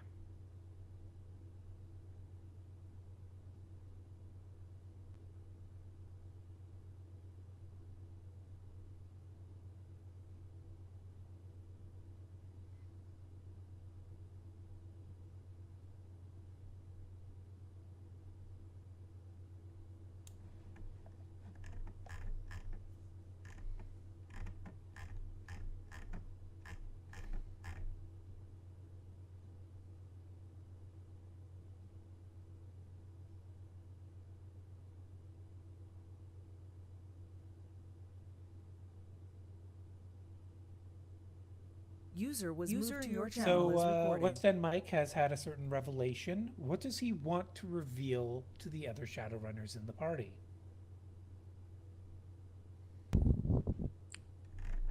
Two things. First of all, Parson has had some heavy gene work done, not all of which makes a lot of sense for a politician. Secondly, he's either had most of his body, like a good chunk of his body replaced with cloned organs, or he's a clone that has actually had the original Parsons memories imprinted. And given Prodigy's discovery of the carbon copy message, well, something interesting may be going on.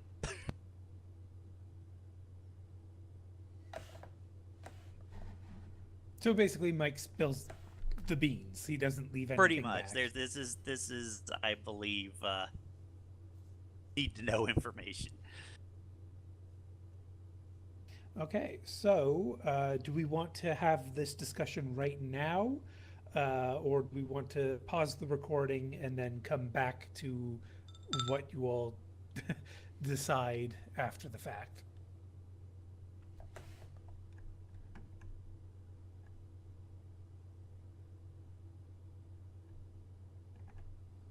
Anyone got an opinion?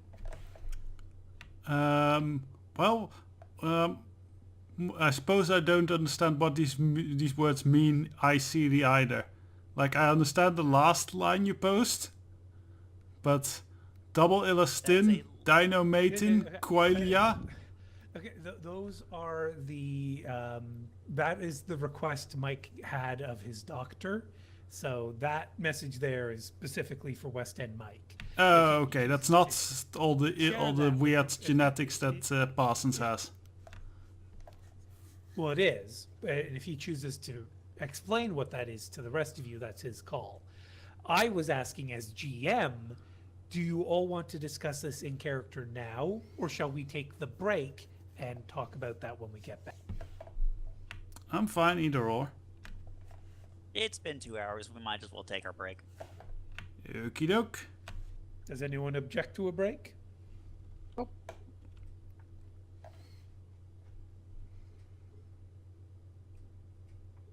User in your channel stopped recording. Okay. She does say determining age is a bit difficult because of those markers in his system. Right.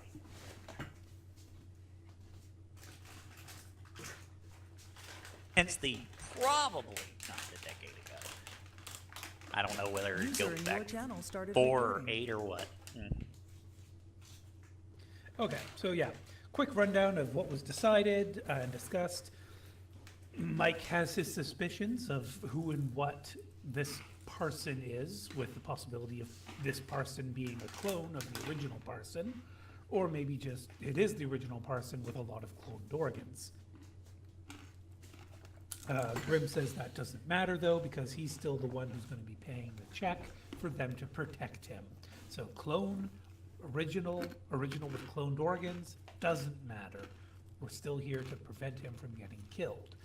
However, some other people bring up the point, well, maybe this explains his weird memory lapses. And this also definitely could be related to the note Prodigy has decoded stating carbon copy. And with people claiming, in these death threats that he's a sham or he's the king of self-deception, suddenly these phrases give new meaning.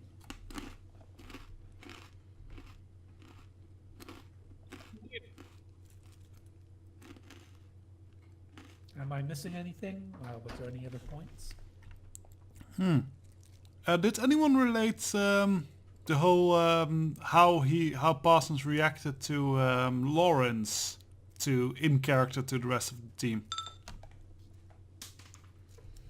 Yeah, the Lawrence moment. I believe Grim, Mike, and Prodigy noticed that. Or was it Sybil? Either or. Mike and Grim definitely noticed that. So did you share that information with the rest of the group?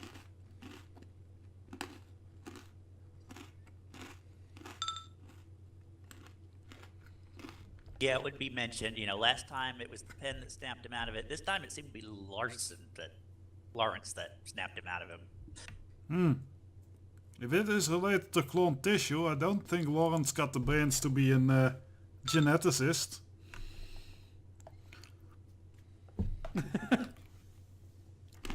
Grim would note, Lawrence's ugly mug could wake up anyone.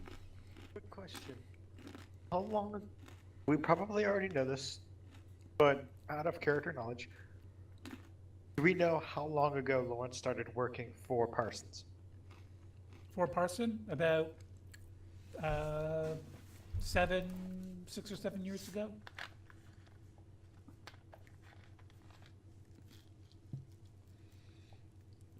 Could it be that the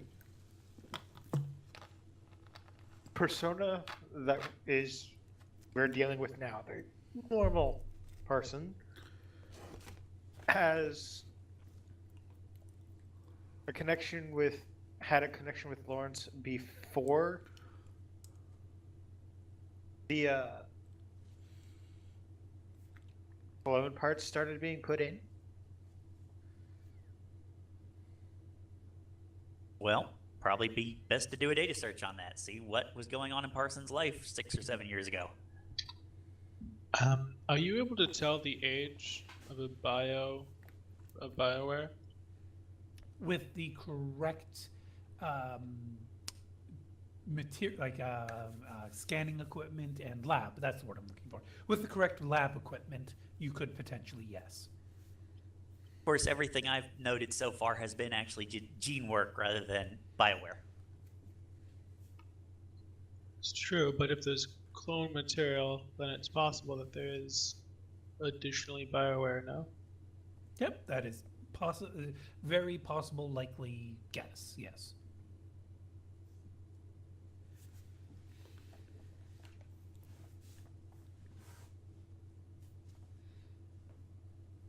By right, I think I'll also remind you that when you see Parsons' aura, it's weaker than a normal person's aura. The kind of thing where BioWare's essence hole would be a logical explanation for why his spirit is weaker. Yeah, I just have a question real quick though. Considering certain characters' backstories, aka Voin, and Pirate's history with her, and looking at hers. Yes, I did mention way back in like the second session that Pirate looking at Parsons' aura kind of reminds her of, a sort of Voin aspect. Which I know is why the Voin aspect is that she's a complete clone.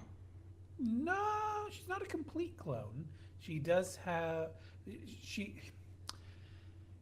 she had her DNA cherry picked. That's still on a level where it's just straight up clone, since you're dealing with embryos and eggs and stuff like that. Well, clone tends to suggest a genetic copy of something else, whereas Voin is a chimera, a intentionally developed chimera. Mm-hmm. Well, I'll try and search online for, Alderman Parsons' accident and see what comes up. Absolutely nothing. You don't even have to roll. All right, so that seems unlikely. If he'd actually been in some accident large enough to require major cloned organ replacement, that would have probably made the news. Or I just assumed that with 11 dice you couldn't make 12 hits. Also true. Maybe somebody better at this should try. Does anyone else care about a mysterious car collision? Well, yeah, Whiskey would at this point be, well, as fascinating as it all is, at the end of the day it doesn't really, matter to us protecting him, doesn't it? Does it? Except, like I said, it might shed some light on those notes, and those notes have been death threats. The thing we're supposed to protect him from. Aye, but how do you think, how will this help us in protecting him from that then? If we know who's sending threatening letters, we can take care of them before it ever gets to that point.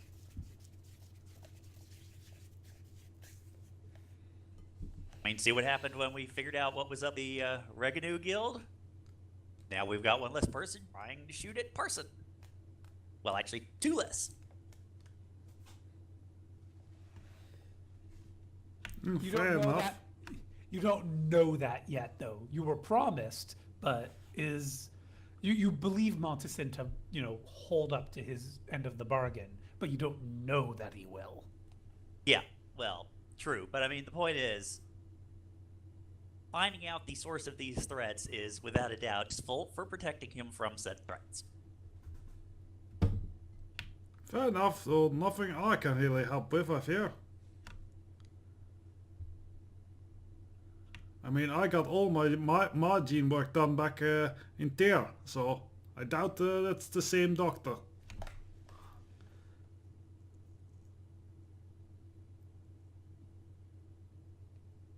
Pirate, this might be the first time you actually heard Whiskey stating she's had gene work done.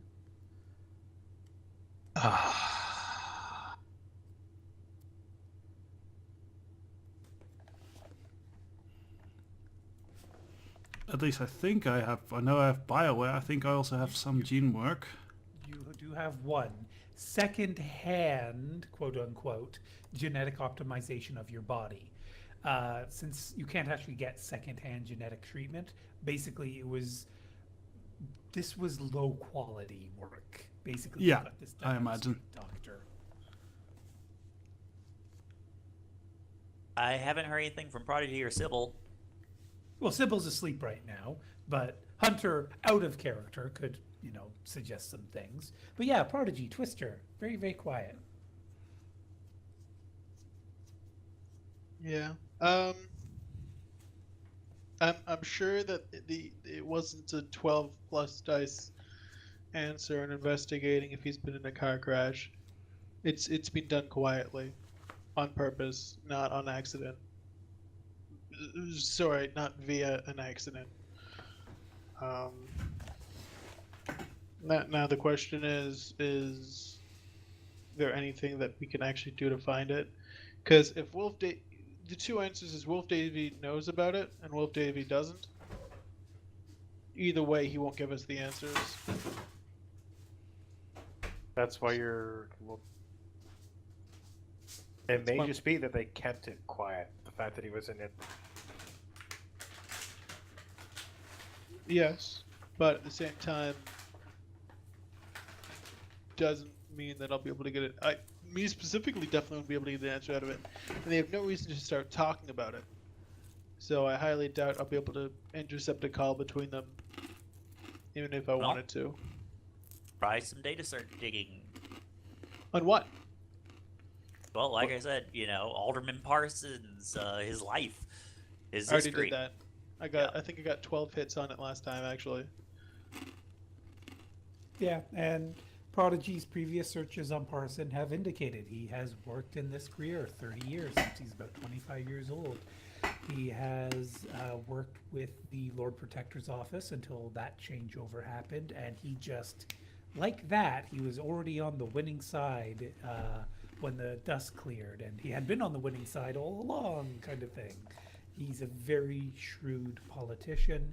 He gets the people to love him. He says all the right things.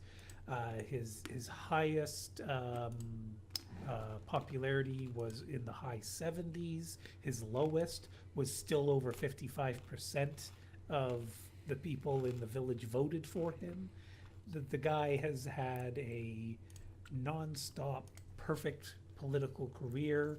There was, like I said, when Mike did his news memory roll, that, like 8 years ago, he confessed that he was having second thoughts about staying in this career, but with some internal soul searching, he realized he owes it to the people of this amazing city to always be their public servant. That, Well, actually, you- that was a really good question to my mind. what was If he's that? been doing so spectacularly, why is he still at this local level? I think that this kind of amazing performance would get him earmarked for moving up in his party, and yet he's Yes, still yeah. apparently holding the Well- same position for 30 years. Well, no, he hasn't held this position he's in now has only been for the last, I'd say, 12 to 20 years. What I'd have to check is exactly when the Lord Protector's office did its changeover. Like he made it to this position right before the Lord Protector's office fell apart, kind of thing, and then he's held on to it since then. I would also, if I may note, that, well, this is a city position of London, and London is a huge-ass city, so that's still already pretty prestigious. And that's the other thing is in a lot of his speeches, he talks about how he is serving the people. He feels a kinship with the people of London, especially in the village. You know, he's not trying to say the people in the village are better than the rest of London, but just he personally feels a deep connection with them. And he doesn't want to betray them. He doesn't want to give up on them. At least that's the way his spin doctors and he say it.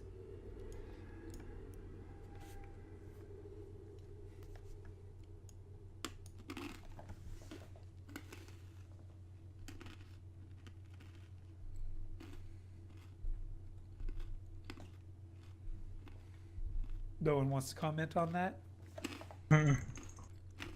No, not specifically.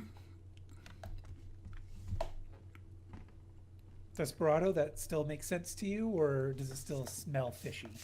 Oh, it still smells fishy, but that alone doesn't get any progress. And it would mean that he's been in this mission for 14, 15 years, somewhere around there. At least, yeah.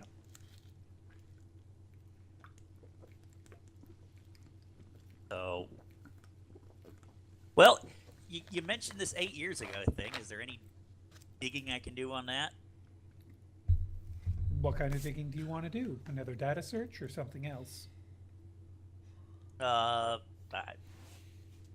Let's start with a data search. It's always a good place to start.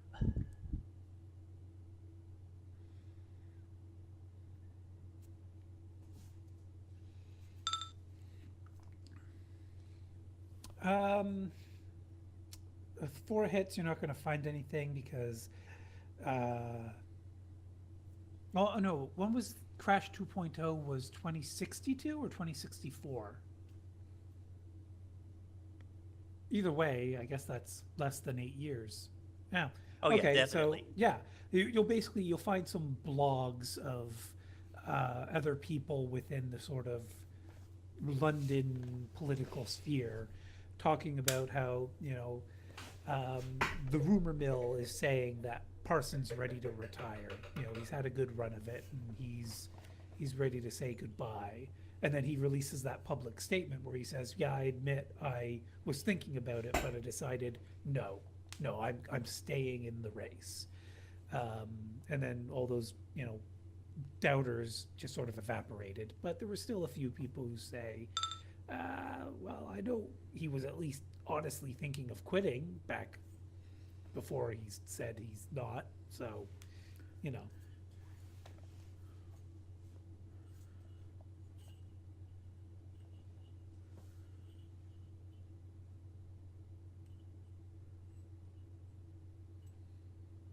Do you share this information with anyone else? Do you encourage anyone else to do some digging? Yeah, I'm trying to, but it sounds like nobody else is interested. Well, yeah, Whiskey... 1, she indeed isn't very interested. And 2, yeah, I see no manner that she can really help in this matter. Walk right up to Parson, grab him by the lapels, and shake him until he tells you. That's actually... That's actually something No. I have been thinking of, but no. That wouldn't help, I think. And is it Prodigy or Twister himself who seems a little disencouraged from pursuing this any further? It's not disencouraged. I don't quite know the route that would be advantageous. at least we potentially have an approximate time in which a swap was made.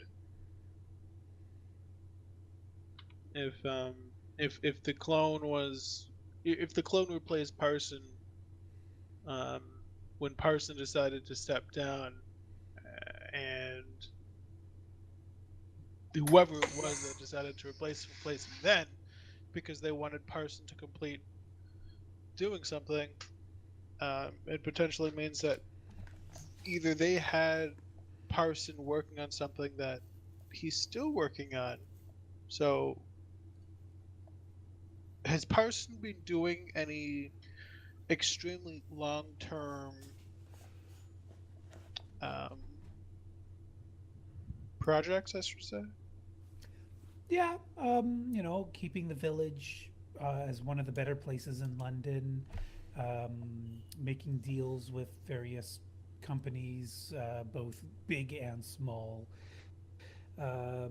trying to appeal to higher levels of government for more cooperation on what he extols as, the good plan for the city of London. Um, I Lots of this stuff I think I already once rolled to see if he had any underworld connections, right? And nothing came up. Yeah, he seems pretty squeaky clean, at least as far as somebody from the, East End is concerned. Well, is there Yeah, any then kind I of have nothing to project- really help with. Is there any kind of project that doesn't seem to fit a typical um, politician of his statures? His rather vocal opinion on things like weapons and people's right to choose for themselves, it's not really his place. He's a municipal elected official. He doesn't get to make those calls. But I still, just had an OOC idea. he riles up the people, as it were. He doesn't really rile them up, but he keeps the ideas fresh in their mind that they should, encourage the higher levels of government to be more supportive of them being more independent. That the Lord Protector's London, England was dark days, and we need to go a full 180 from that. I have an Could you smarty pants maybe do a little bit of a search for me? See if you can find any connections. Look up that 8 years or whatever it was, the suspicion date, when he wanted to quit, and then look up what my friend, what my friend was doing at that time. Out of character, which friend? Alistair. Oh, OCD, I suspect now, maybe since his viewpoints seem to align a lot with Alistair and they don't corrupt, that maybe Alistair was the one who replaced him with a clone or some kind. wow, that's I know whiskey's dumb, but wow. I'm sorry. Sorry, that's what I'm thinking of. I didn't mean to be so mean. Alistair, whiskey, you wouldn't necessarily want to ask them to make that role because, well, you might not know, but you'd be able to look that up. That Alistair was only getting into the game at that point. He's still a young guy. He's an orc. Yeah, I figured as much, but still, there was thought that popped into my head as a twist. Yep. No, it's fair of you to be that paranoid, but all evidence you have of Alistair is that he is a street level thug that got lucky and has been cleaning up his act since. And yeah, it was kind of around that same time that Parson, had his inspirational "I'm going to continue doing what I'm doing" speech. There is something that, if somebody made the roll, they'd be able to find it out pretty easily, but no one's decided to make the roll. So fuck it, I'm just going to spill the beans anyway. Wolf Davy started working for Parson right before he had that change of heart. Hmm. And then shortly thereafter, a year or two, is when he hired Lawrence. Before that, he essentially paid for a company to provide his security. So he never had the same bodyguard more than a few times.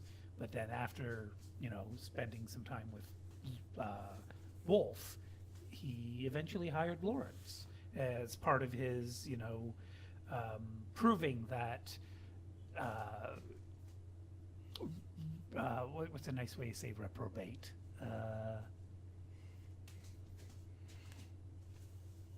The criminal outreach. What's the good way to politician would phrase that? Those with low chances still have a chance. Yeah, something like that. Like basically giving a chance to those who never had a chance to be quality members of society. We're giving them that chance to show that, with the right support, anybody can be a good person. When we did our background on Wolfie, you said he joined up with Parson pretty much straight out of college, right? That is correct, yes. Did we find out what his education was in? Politics.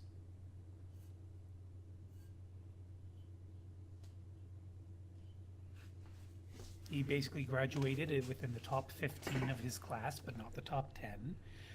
He was chosen by Parson, and that's around the time that Parson, there was talk of Parson losing momentum, and then he comes out and says, I was losing faith in myself, but no, I decided I can do this. I need to do this for you, the people.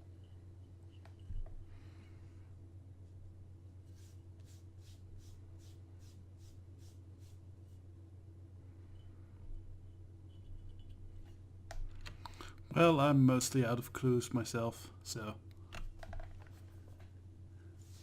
Damn, I probably missed a bunch of clues while I was away, so I'm actually just half unknowing everything that's being talked about right now.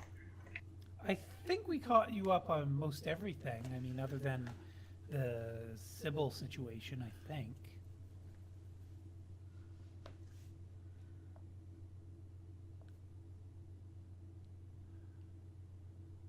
But yeah, I mean, we've done a lot of theory crafting here, but as it stands, the mission is still the same, right? So Exactly. Mike sounds like he wants to have a talk again with Davy, Parson, or both of them. But the rest of you, pretty much all you want to do is focus on keeping Parson safe. Is that correct? Yes. Question: the problem is though, is the person we're dealing with even Parson anymore? With what we've learned. He is the man you're supposed to be protecting. We'll put it that way. Clone He's or the not. one paying the bills. Well, what if the switch flips again, and he refuses to pay us? And for that matter, Well, at that point, I might start trying to find out where that contract came from and then collect on it. okay. But yeah, so the rest of the day will go by. Parsons people will show up. Trio expert, debate coach, assistant to the debate coach, fashion mage, and the assistant. So And We would go through the effort of just like scanning them, doing quick checks, doing everything we talked about. But I believe you already said out of character that we don't have to worry about any of these people. that's correct. All 5 of them are going to be clean. I wouldn't have said that to you, though, originally, because that was the way Aiden St. George was going to attempt to infiltrate. So, We went over that at the end of last session, but just to do this, For the we're still sake of going saving time. saving time. We're still going through with that, checking all of them, but we already yes, know the answer. Yes, exactly, yes. and Was that what you were going to say, Twister? Yes, but before they show up, do I have an opportunity to look at the data chip? You know, when we gave him the 100,000, he said he'd give to us. It supposedly has. He said he would be personally delivering it when Okay. he showed up. Oh, do we have any time when he's going to show up then? No, he did not specify. Sorry. Don't worry, it'll happen soon. Literally soon, not in-game narrative time soon. But And whiskey, yeah. yeah, Whiskey would ask Wes and Mike like, so I know you got some weapons and stuff in. Do you think I need to bring my sword and a few weapons in as well here? Originally I was planning to do my guard duty outside, but I think you'll want everyone in here now these days. Probably having the sword wouldn't be a bad idea. And you can probably get it in the same way I did. And I think I can. I have a little pocket shotgun. I can probably register with security. It's very subtle, so I don't think.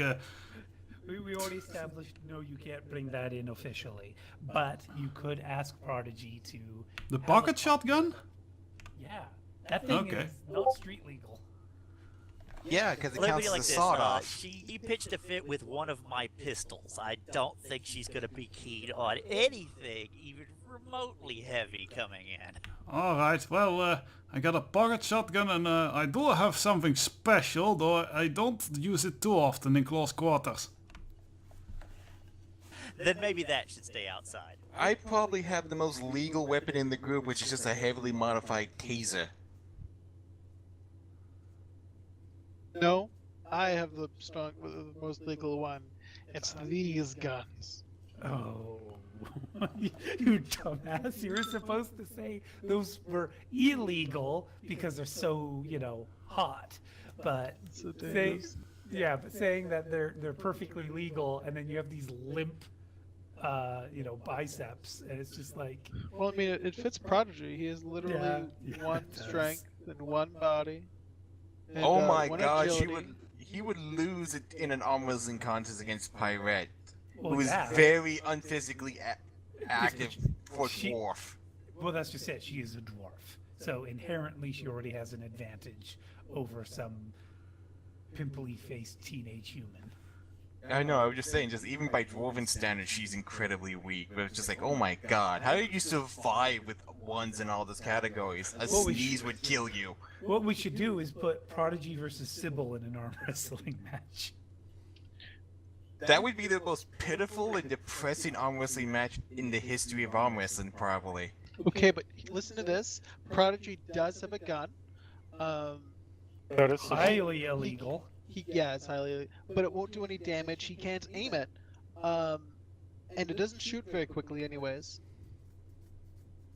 So Sybil he's would going. win. He can't even throw it at you. Who would win that? So, yeah, I guess they would proceed with the same smuggling route for, at least for Whiskey's sword and her... If Prodigy approves, Of what specifically? smuggling more weapons in. Oh, yeah. specifically Whiskey's. Oh, those Wolverines are back again just all of a sudden. What? They're wyverns. Yeah, the wyverns, not Wolverines. Anyway, would Prodigy say, yeah, sure, I'll smuggle your big fucking sword into the building? Or will he say, fuck no? Well, what do you need a giant sword for? To cut people up? I mean, What, am I supposed to use my fists? theoretically. Her fists could crush your head. You'd probably look at their fists and then look at her and look at her fists and be like, yes.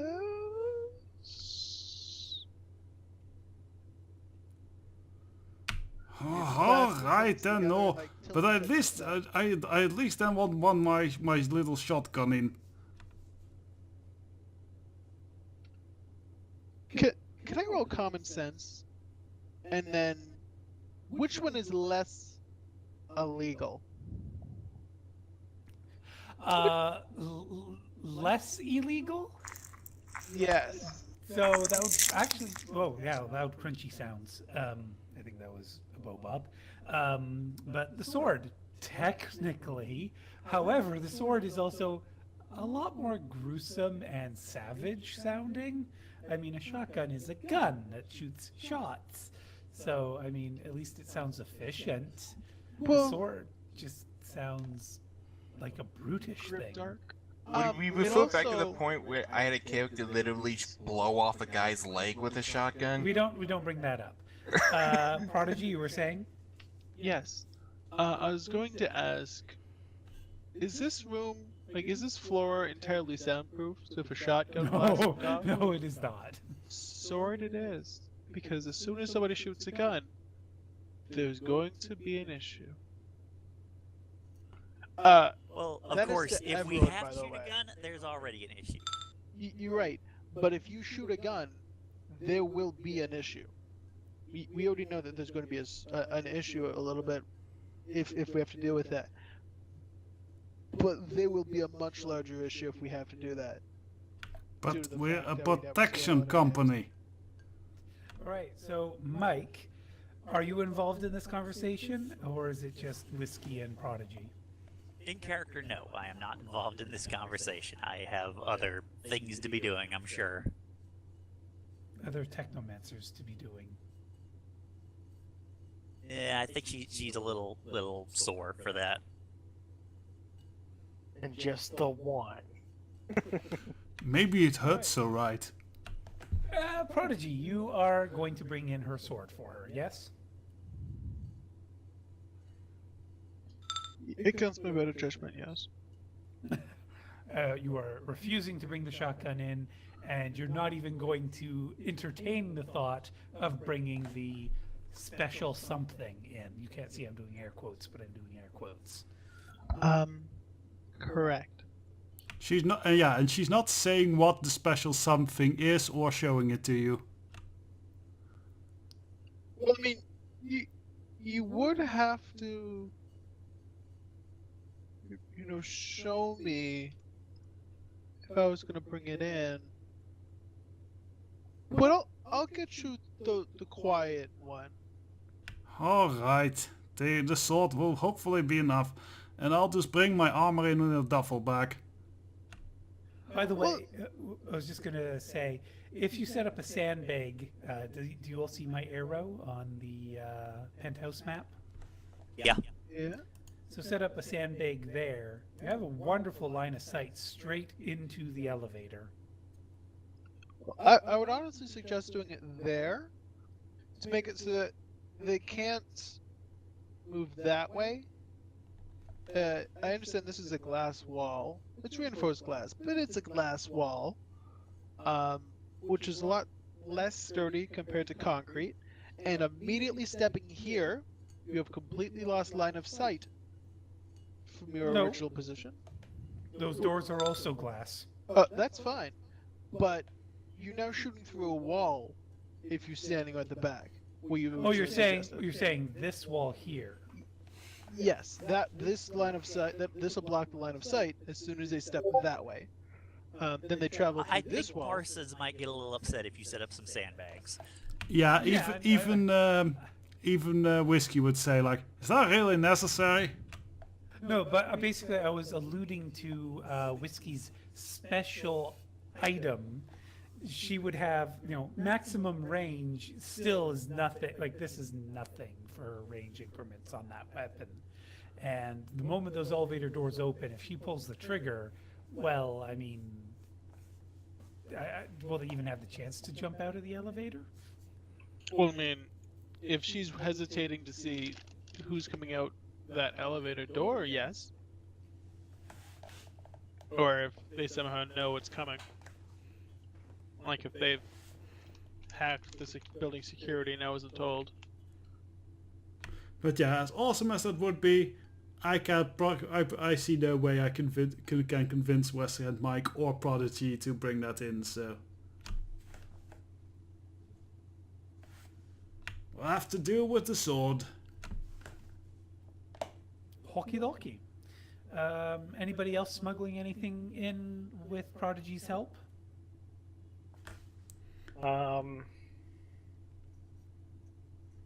Has Sybil been allowed to carry her pistol in?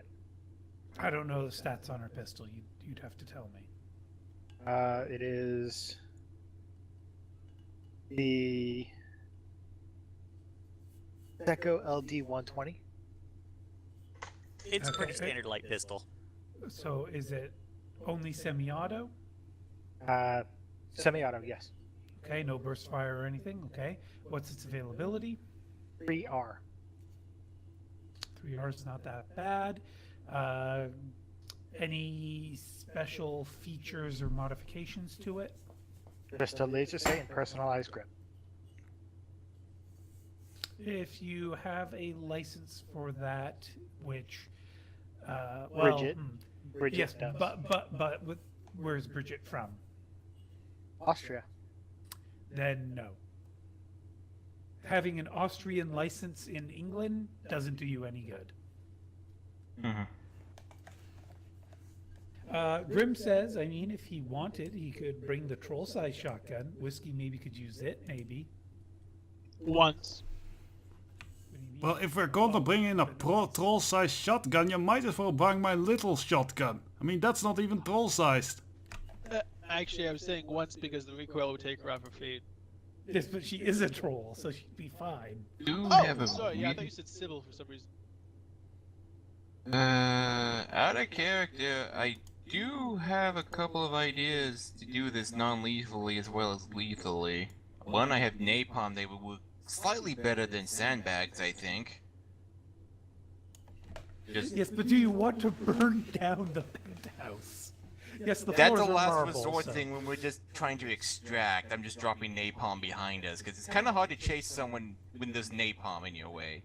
Second of all is, if we have enough time before the actual thing, I can maybe make some explosive cans of troll stun foam or something like that with Oh, a recipe. yeah. Yeah, you have that recipe for the troll be gone.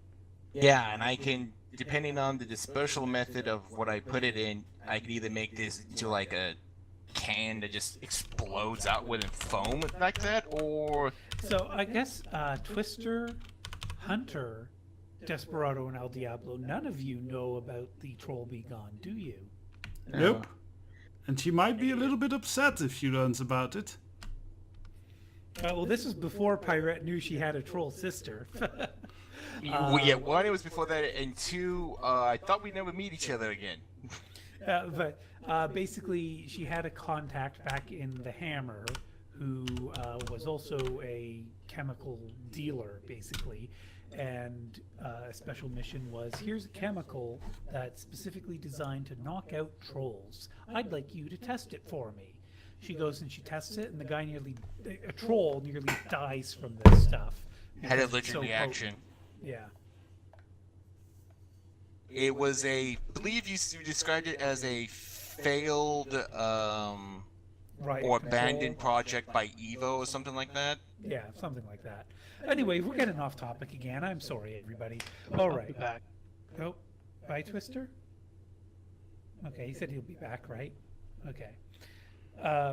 So the rest of this day is pretty straightforward. Bim, bam, boom. The other thing happens. Wolf, or Mike, you want to talk to Wolf? Where do you want to do this? One of the guest bedrooms, or even his room if he'd prefer. All right. Well, he'll let you into his place, and he'll make sure the door closes after the fact. He'd be a polite host and offer you a beverage or a light snack. Welcome back, Twister. I will politely decline and just explain that I'm, been trying to figure out what's up with Parsons' I don't know, memory lapses or whatever. It's kind of concerning. And I was wondering if he knew if he'd ever, has he been in any serious accidents that might have resulted in a head injury that's getting exacerbated by all this stress or something? Has he ever done anything like this before? Wolf will explain that in all the time he's known Parson, there's never been a head injury, and there's never been any kind of memory gaps. He's been stressed before, but never stressed to the point because of, death threats. That's a whole new level of stress. Yeah, I would agree with that. It's just, it's concerning, and of course, the connection with the death threats is also kind of concerning. But, has he had any mod work done that might have involved, like like a headwear comlink or something that might have gone goofy? All right. All right. I don't want to spoil things as the GM, but I guess I have to by telling you to roll a judge intentions here, because just the fact that I'm asking you to roll it is enough to make it clear that something's going on here, even if in character you don't see anything going on. But Wolf Davies' response, regardless of what number of hits you get, is that Mr. Parson does not have any head link implants or anything of that nature. And with 6 hits, you can tell that Wolf is now getting suspicious of you.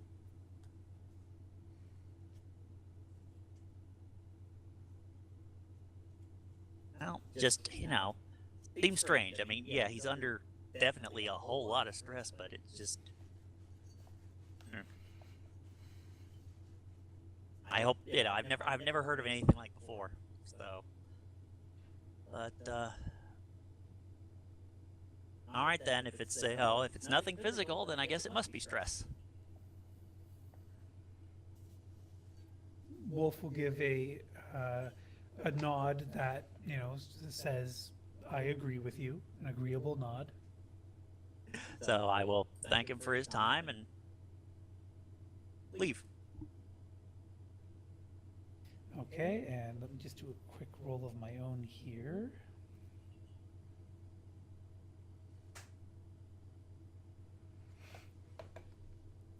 Wish Mike and Whiskey could just go do good cop, bad cop, but bad cop here is going to end badly.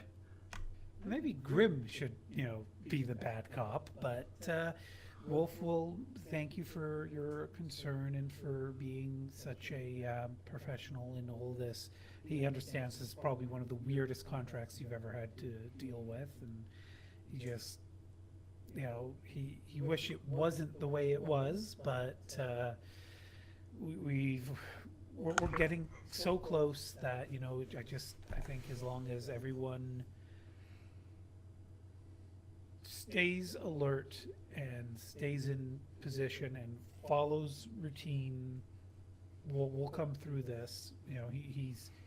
He's admitting that he trusts all of you to be professional security far more so than Lawrence has ever been in the past.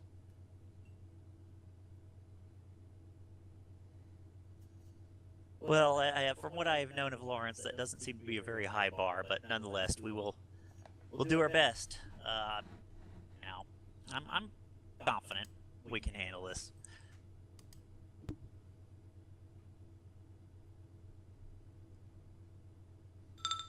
Out of character, I expected you to push harder. Yeah, which is When why you start I... being suspicious, I really don't want to push it at this point. Though, had my judge intentions gone a different way, I might have. Okay.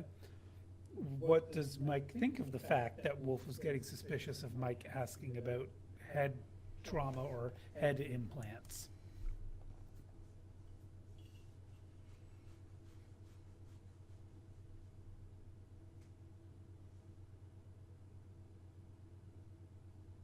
Well, he clearly thinks I know something that he doesn't want me to know. The question is exactly what. But my judge intention said that he wasn't lying about any of that, correct? Correct. He chose his words very carefully. Okay.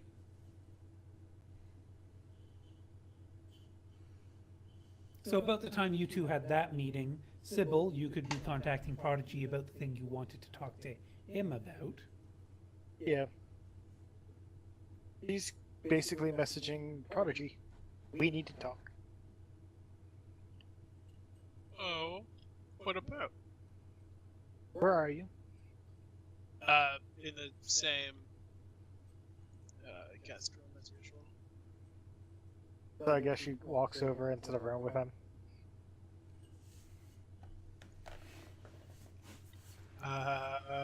Prodigy wants a chair instead. That's a nightstand. Those aren't.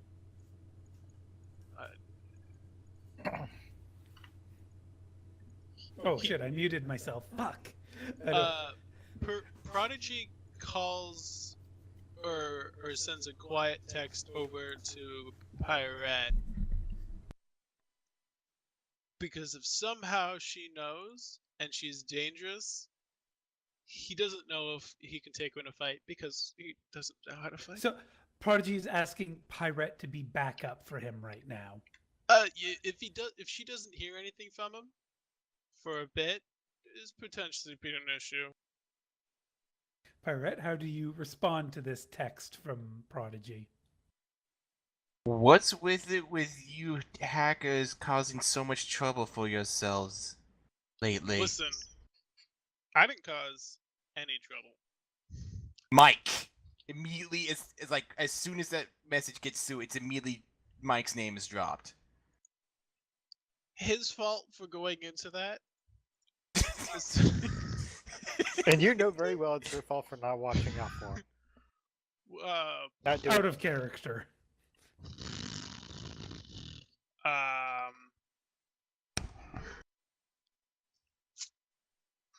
Can you help if there's an issue? What exactly are you needing my help for, like? Do you want me to no idea unplug yet. your head or something? Oh no, I don't need that. I can turn this off if I need to. It's effectively as it should. Okay, so That's what the case. exactly are you needing me to do? Well, I don't know if she has like a gun or something. I have a taser. Okay, at this point, she's already in the room with you, Prodigy. This conversation's not going on in VR speeds because Pirate doesn't have VR. So I have my AR goggles and my gloves. yeah, AR is not VR though. Yeah. So while Prodigy I'm can just pretty send much these wa- messages instantly to you, you still have to spend time typing a reply. I guess I would get there fast enough because as soon as he's mentioned covering the bodies, like, oh god, one of the hackers is doing something. I'm going over there in person now. Well, only And if I'm you just move pretty- your token. Okay. So yeah, I walk over to him and it put right here on the table. It's like, this is the closest thing I got. Is I just pull out my taser. Wait, I don't- wait, Simple's in the room, Pirate. Oh my god. Roll awareness with your OCD. And I said, Uh, I need minus backup? 4. I didn't say come into the room right now. No, but it's Pirate, so you have to admit that she does shit like this. She's like that And nothing- absent-minded granny that, you say, oh, can we have, some cake for and not to dessert mention this is- tonight? since this is- And she'll make the cake for you right then and there. one And not to issue. mention, since this is all going on the same day at the moment, still, I believe. Yeah, this is the She's end still of the day. thinking it. Yeah, she's still having the painting and all that baggage going on in her head. Yeah, but you Just saw one that. thing. Sybil would have locked the door behind her. Well, you didn't mention that earlier. Yeah. And besides, Pirate could be coming in, like, Sybil, you texted that you were going to come talk to Prodigy. Prodigy immediately started texting Pirate. Pirate could be right behind you. So, I just want to see what Pirate gets for how oblivious. You said it was she's minus 4. It being. was minus 4, right? Yes, and also Okay. Sybil, you have a dice pool of 1, I think, because your willpower is 5, right? So Yes.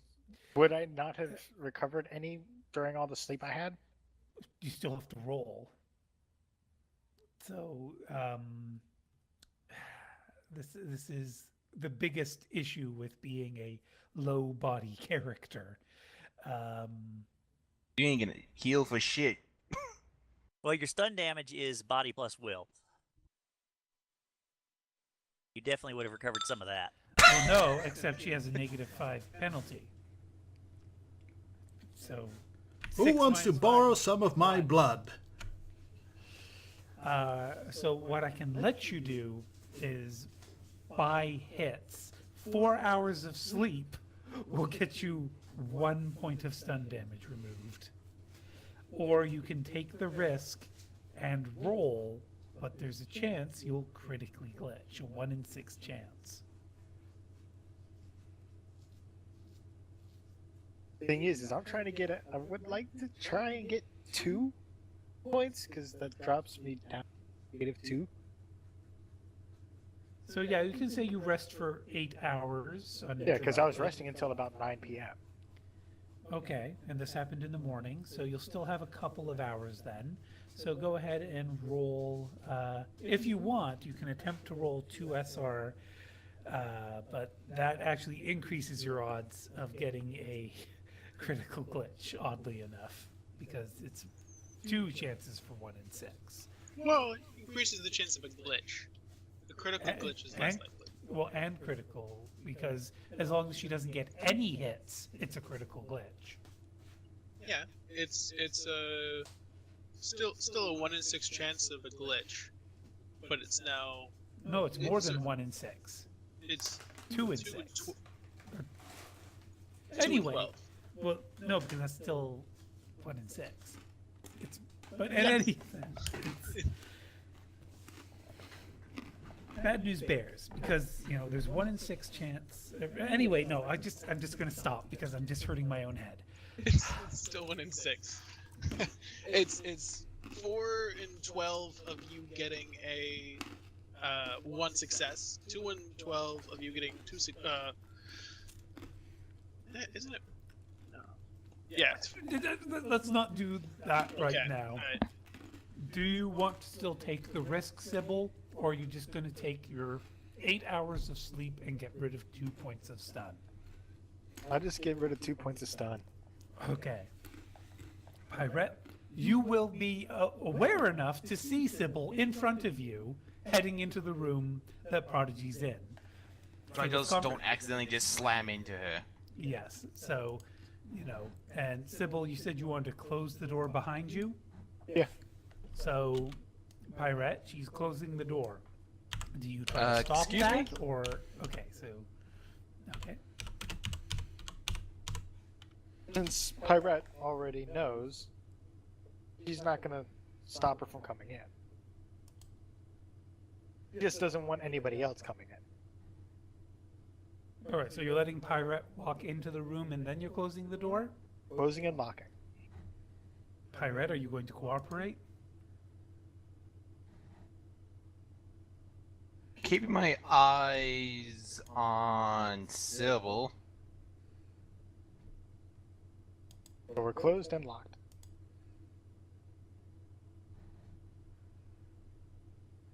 And Sybil will practically sit on the desk.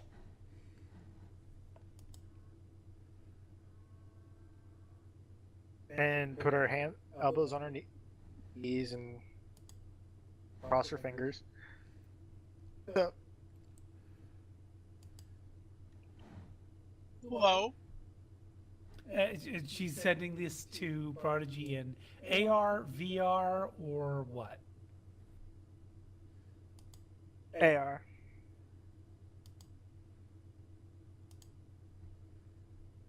So, Prodigy, you can see that she's not typing this in AR. It's just showing up.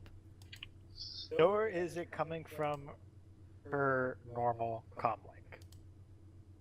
The tablet. It's not coming from the tablet. Oh yeah, she's dropping the pretenses. If you want to know how I got that information, because I'm not a normal hacker. Well, I've already put 1 and 1 and 1 and 1 and 1 together. Character, are you typing this, audioing this, or VRing this? ARing this. He's not going into VR with her there. So, Pirate, do you have your AR glasses on? I would have my AR glasses on, but remember, I have Sybil blacklisted. Yeah, she's not getting Fantastic. anything from me. Okay. Okay, but you're still seeing Prodigy's replies. Okay. I'm just gonna come out and say it. I'm a technomancer. In lieu of the event that happened earlier, I figured it's important for the other people I work with to know. It did take you a while. You were you're not the first one. Well, how to word this? Out of character, I'm trying to think how to word this. Word what exactly? Can you give us a broad version? You're too late to drop the ball. I heard it from someone else before you. I don't want to even word it like that. You're too late. Okay, you're too late to drop the ball. Okay.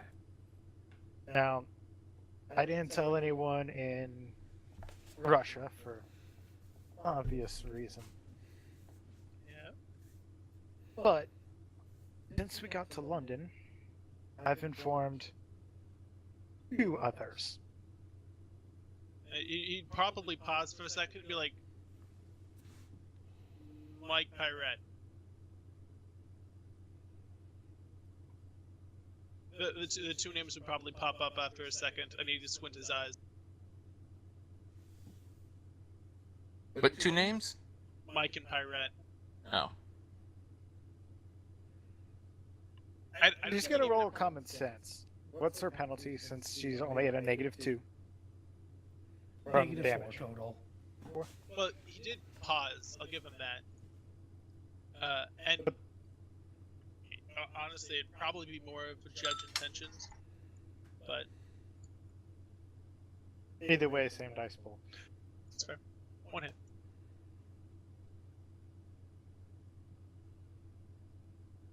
She's gonna assume it's because Pirate's in the room when she's telling you this. Well, yes, but Pirate. Funny enough, you probably know by now. Pirate has no idea that you're telling me this, but she can probably guesstimate with common sense from my responses.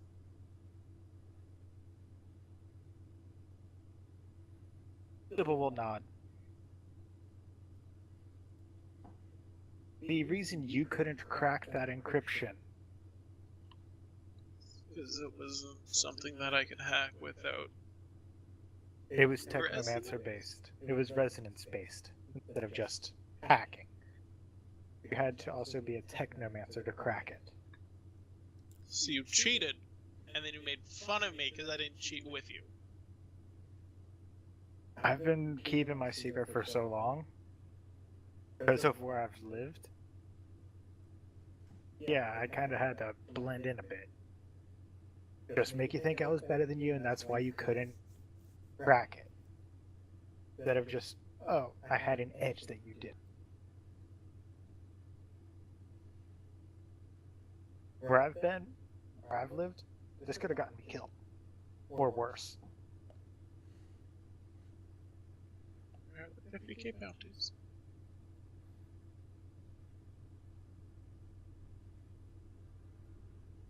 Hence, why it's not. But in light of the fact that what just happened did, Wait, pause. What did just happen? What did you do over there?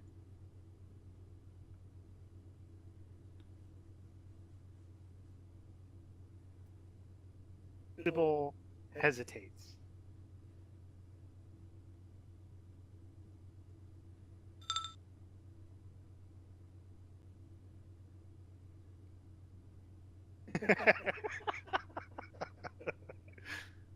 So, Sybil starts laughing maniacally, No, apparently, no, at no. no apparent reason. No. Typing of LOL. No, she hesitates because he doesn't. Out of character, I don't really know what she did.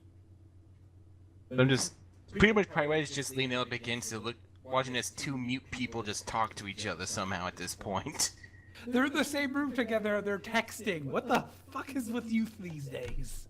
So it's like a usual day with the kids then. No, it's typical for hackers. Come on now. I'm not gonna This talk out is loud. pretty much just like back in the high school cafeteria. Everyone just being on their goddamn phones. Yeah. Well, would he have? Because I think he's only 16.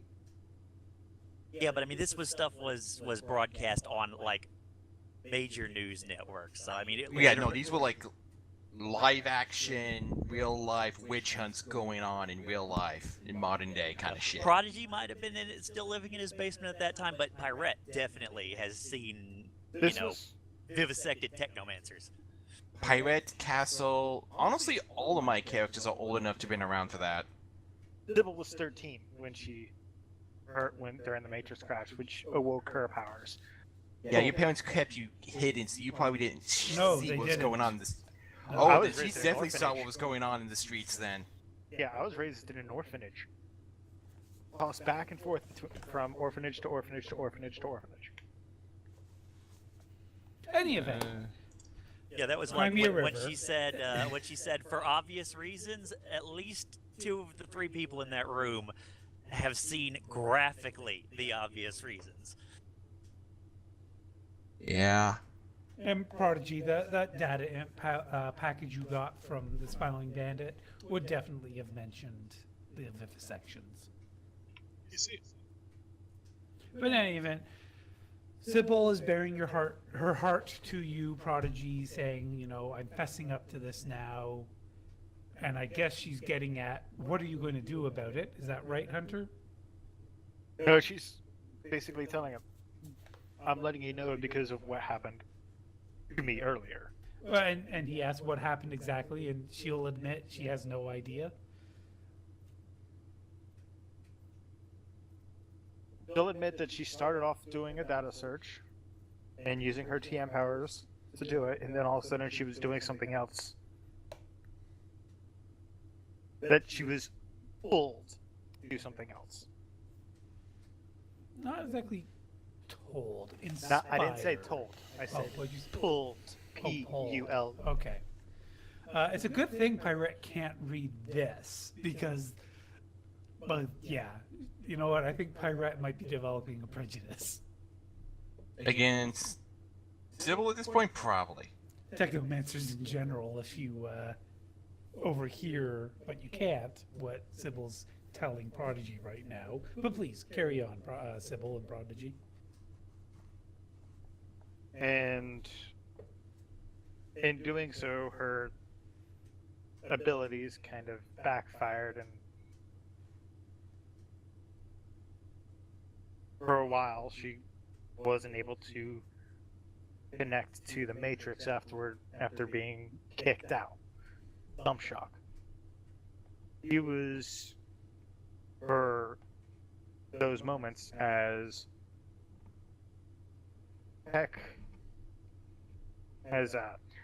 competent with technology as someone who's lived under a rock their entire life. Could not Wait, at remember this how point- to turn on her tablet, let alone work her abilities.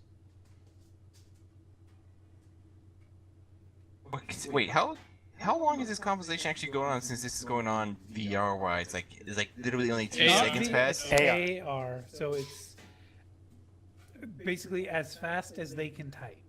Technically, both of them have DNI, so they can both type pretty fast. And then they have to read, so think of it as 2 people texting at like 250 words per minute.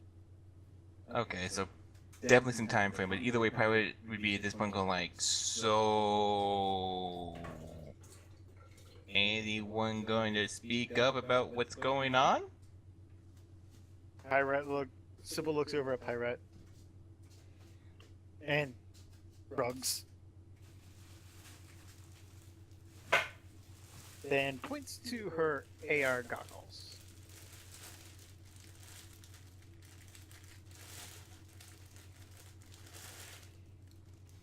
Not that Pyrette's Okay. acknowledging anything. Pyrette is aware that Sybil can't speak, right? Yeah, Pirate is aware, but I also blacklisted her. You could Oh always wait, undo nope, that. nope. Pyrette's getting this information. That would mean you would have to have hacked my comm link. No, you blocked my tablet. You didn't block my Technomancer powers because it's a spoofed ID. Oh shit, that is an excellent point. It automatically spoofs every single time. Um, no, I'm pretty sure you have to. No, it's roll to automatic. you'll have to show me where you were getting that rule from. But in any event, yeah, that actually means this whole time, Pyrette, you would have been receiving Sybil's AR messages and probably wondering, wait, I blacklisted you. Why isn't this working? God damn. Oh, it's okay. That's more reason for just to get annoyed with Sybil, because at least Castle respected privacy.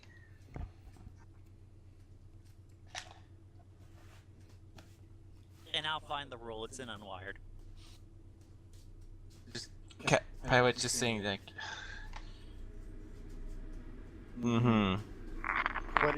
Basically, what you're seeing is a different ID, and technically, every time Castle did that, it would have also been a different spoofed ID.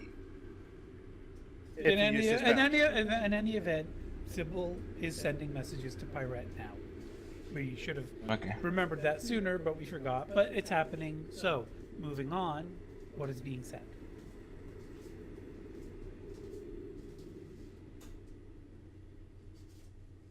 So, I just felt like I needed to tell you, being a hacker, that I'm not as good as you at the moment, while it pains me. But I have ways of accessing information.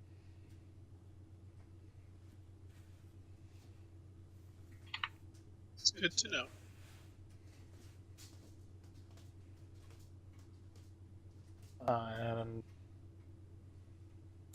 Basically, I'm still like any other hacker, but I'm also different than it. In that I can't be hacked except for by Technomancer What would beings happen of if, resonance. at a character? What would happen if I tried to hack Sybil? And Well, you wouldn't be able to target her in the normal way you'd be able to target a persona running software. But you could still, rig up some black ice or some black hammer and attack her persona as you perceive it. Also, when Sybil says, "No, I can't be hacked," suddenly the door's kicked open, Whiskey comes in with her sword raised and says, "Ah, back to differ!" And that's OOC. Okay. At a character, you can probably hack her if you know what you're doing. It's just harder than what you would be on any other kind of hacking role. No, can't hack her, but can attack her. Basically, her brain only acts like a computer when it wants to. So if you say, "Hey, computer, can I have your access address so I can try and hack you?" It will say, "No habla inglés." basically, you cannot attack her No, directly. you can. You Nope. can. Nope. You can attack a persona. You can't hack into it. You can't access it as if it were, a source of information. But if you ready some black hammer, you can smack the shit out of her persona. What it Yeah. says, her biological node cannot be targeted Where does it say that? because it can be hacked because of the fact that it doesn't register as a normal node. Hacked, yes, but can't. If you're in Attack- another attack it. node, your persona can be attacked. Yes, Yeah. only if she's in another node. Yeah, well, that's But pretty much any time you do anything. Doing a note of some kind.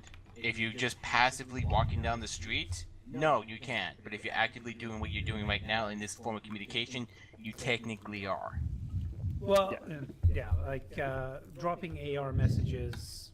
Yeah, we can figure that out later. For now, though, we're just communicating that revelations have been made. Is there any other major points either of you want to make, or can we move this along?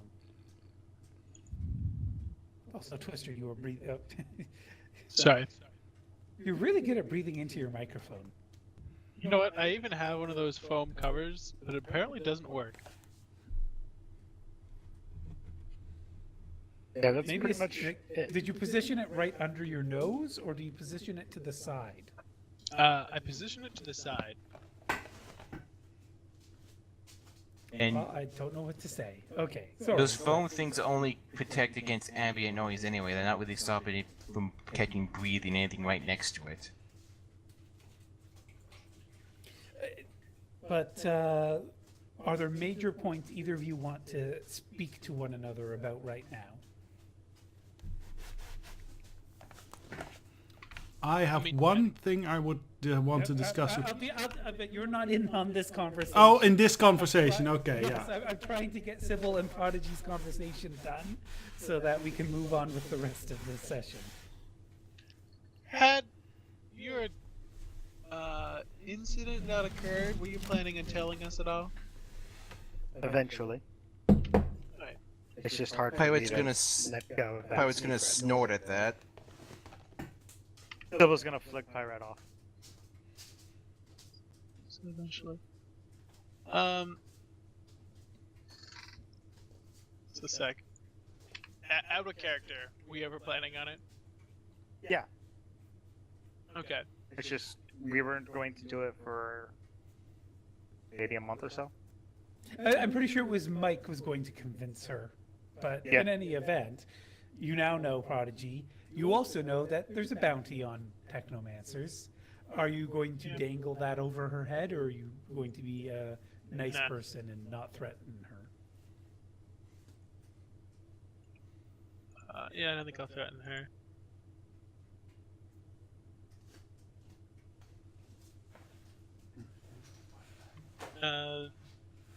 A very small part of me wants to be like, I already knew.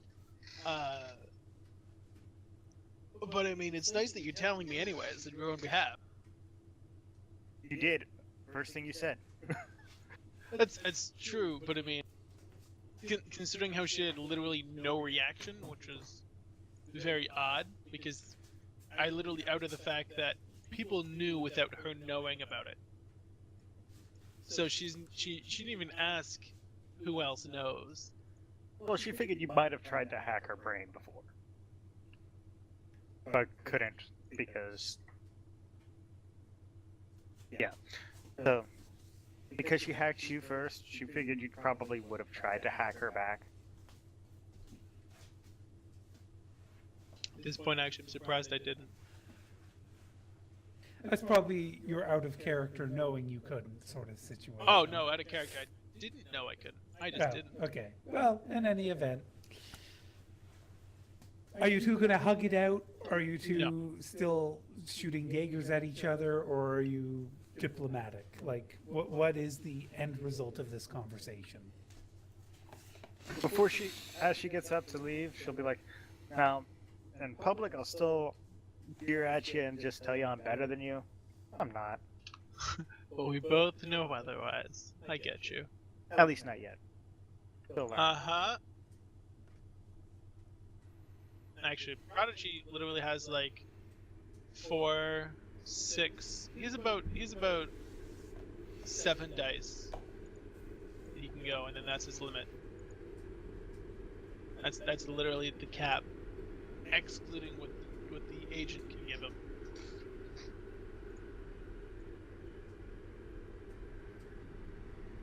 So I guess this- And then what happens at that point is you have to start getting creative. Yeah.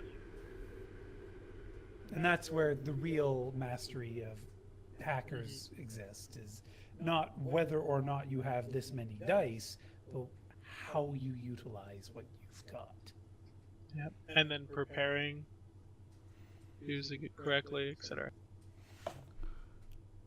The wizard versus sorcerer debate. More power versus more planning. But okay, so broad strokes here. Is That's anything about else happening? Yeah. Okay. Prodigy. No, nothing else is really happening here. Okay. Pirate. Mm-hmm. Okay. So next big question, Sybil. Who else are you going to tell, and when are you going to tell them? I think the next person she would tell would be Grim. Are we going to do that right now, or are we saving that for a one-on-one? Probably not this. Not during. Not during this mission. Not during this day. Okay. Maybe tomorrow. All right. Well, tomorrow is hopefully going to happen very shortly. That's why I'm just trying to snap this through right now. So we're all done then with the Pirate Sybil and Prodigy powwow.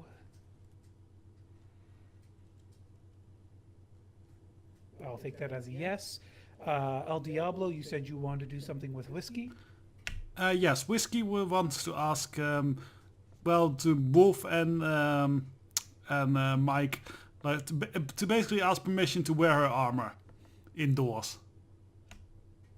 Wolf has no objection to you wearing armor. And she does warn it's not subtle.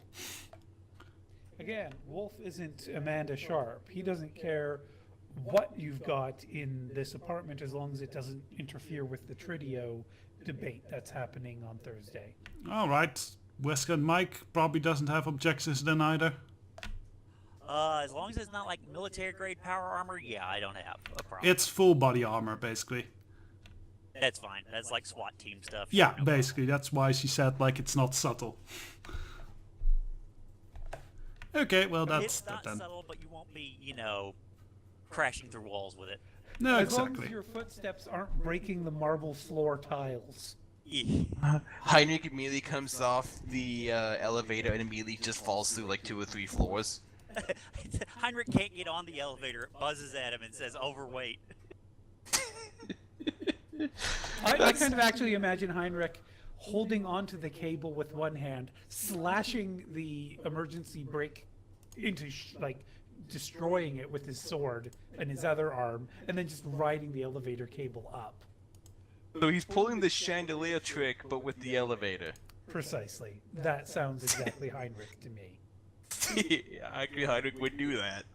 Well, would Heinrich know that would work though? No, but he'd still try, and probably with an edge roll, succeed. Anyways, then Anyway, yeah, it's just Whiskey like the- starts wearing her full body armor for Well- the rest of the days. She'll ask Prodigy to smuggle that in as well then. No, she brought that in herself. I have a feeling that might have some metallic components that might trigger a MAD sensor. Mm-hmm, yes, but I think she checked out the armor. Well, in any event, she'll get it in regardless of how she got it in. And Amanda Sharp will just have to deal with whatever happens on Thursday. Okay. Anyone else want to declare anything specific for Tuesday, or shall we say that we can make it on to Wednesday? We can make it on to Wednesday. Okay. Sounds good. Is there anyone else who needs to heal wounds other than Sybil? My burn score is still. All right, so go ahead and roll your body times 2.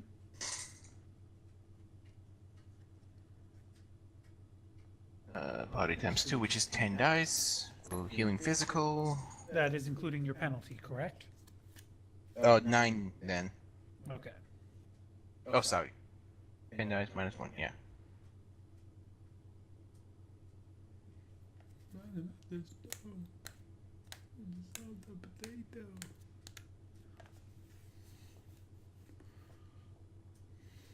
And Sybil, are you just buying hits again?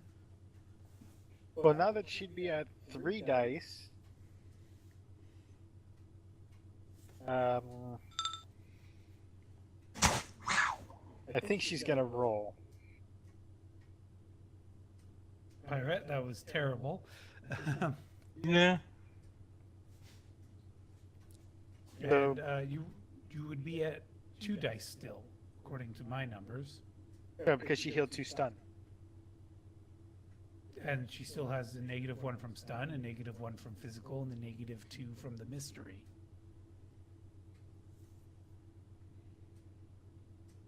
Her dice pool should have gone up by 1. Because it was And after it did. that. It was -5. Now it's -4. And it was because of the -5 that she was at a 1. Yes. So not 3, 2. You still have a dice pool of 2, unless you take the safe route and buy the hits. Okay, then I will buy the hits. So plenty of rest then. A whole day's 24 hours. So 4 hours, or no, okay, so it won't take 4 hours this time. It will take half of that, so 2 hours. 2 hours for that, 4 hours, and 6 hours to be at a -3 penalty. And then, do you want to just roll the 3 SR4, or do you want to continue to buy hits? Go with the 3 SR4. Okay, go ahead, give it a shot. So what did I just heal up? That? After 4 hours, you would remove another 2 stun, another 6 hours, you'd heal another 3 stun. So 2 stun remaining. And Pirate, do you want to go ahead and try another roll for your body day? You only subtract 1 from that. There you go. You have subtracted 5. I'm pretty sure that was all your body damage. Mine was 3. But I was able to get a chance to actually roll for this.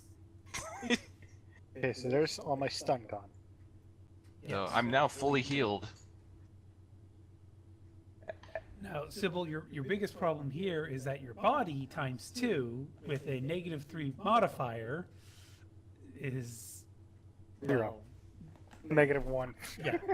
So, does that mean you he- cannot heal physical damage unless you buy hits that can't technically exist? Yeah, you'll need medical treatment because you're just that weak. Well, good thing you have Mike with you with a first aid kit, unless you need something. No, not first aid, medical treatment, medicine. What does he have the minus from? Because it can't be her wounds, right?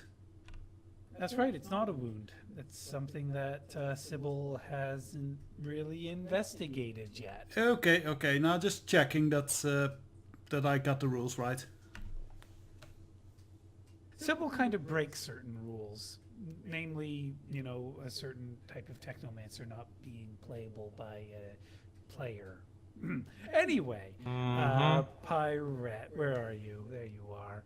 Physical damage all gone. Yay! You can finally not be, I have 1 more dice now. That's all it means. Yay! well, and you're less close to death. That's important. It depends on who wants me closer to death or not, whether that's important.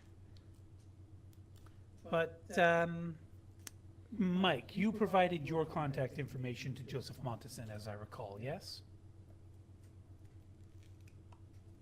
Actually, he said that he would know how to get in contact with us. Something about having been asked to get in contact with Lindsay. Oh, yes. No, you're very right.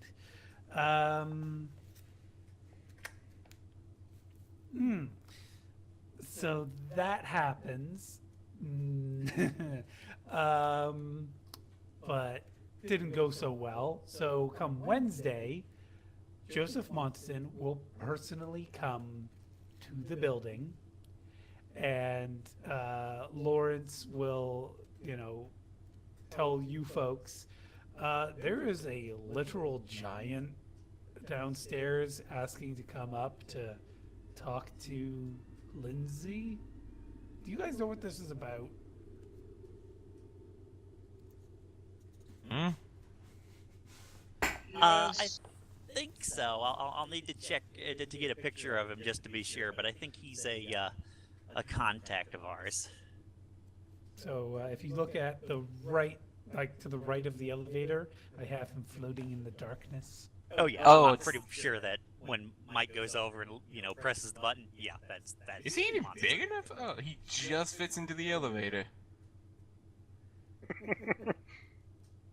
Speaking of which, Mike, do you get a creepy feeling going up your spine as you remembered how he treated you last time? Are we gonna have to bring up the doll again? Well, only one way to find out. Send him up. But we'll Okay. meet in the vestibule to start with. Okay. So he will squeeze his whiskey. I don't know if you want to be there. Go Oh, ahead. where she's standing now would be her standard kind of guarding position. Okay. Oh. Sybil is going, after that talk, Sybil's going to stay close to Mike. Because she's still feeling out of it and tired and weak. Okay. Pirate, are you doing anything special? A sensing. That's about all I can do. Okay, I just wanted to know if you saw his friend or not. Yeah, that's gonna be an issue because of the ward, isn't it? Well, at the moment, Joseph's just standing at the entry vestibule. He'll take off his bowler cap and hold it, to his chest. He does have to hunker down slightly, just to not scrape his head as he's coming out of the elevator anyway. And you can tell he's not overly comfortable being here, just because it's kind of confined for him. And he'll say, good to see you again, little man. Yeah, morning, sir. Sorry, what was that? Morning, sir. Good morning, miss.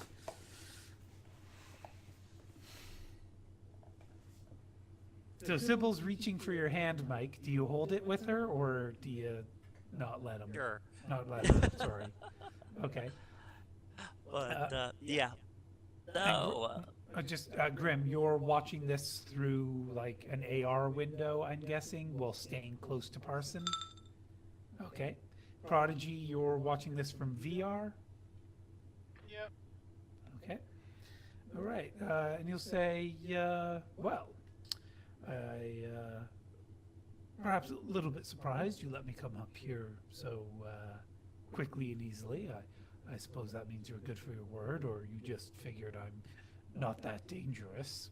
And it gives you a head tilt and a look that says, please tell me it's not the latter, because then I'd be offended.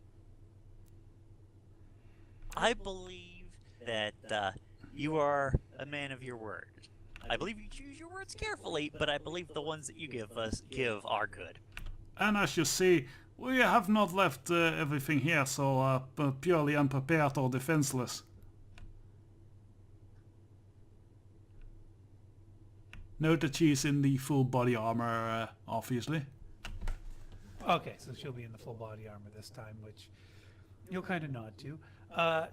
No comlink, Prodigy. None.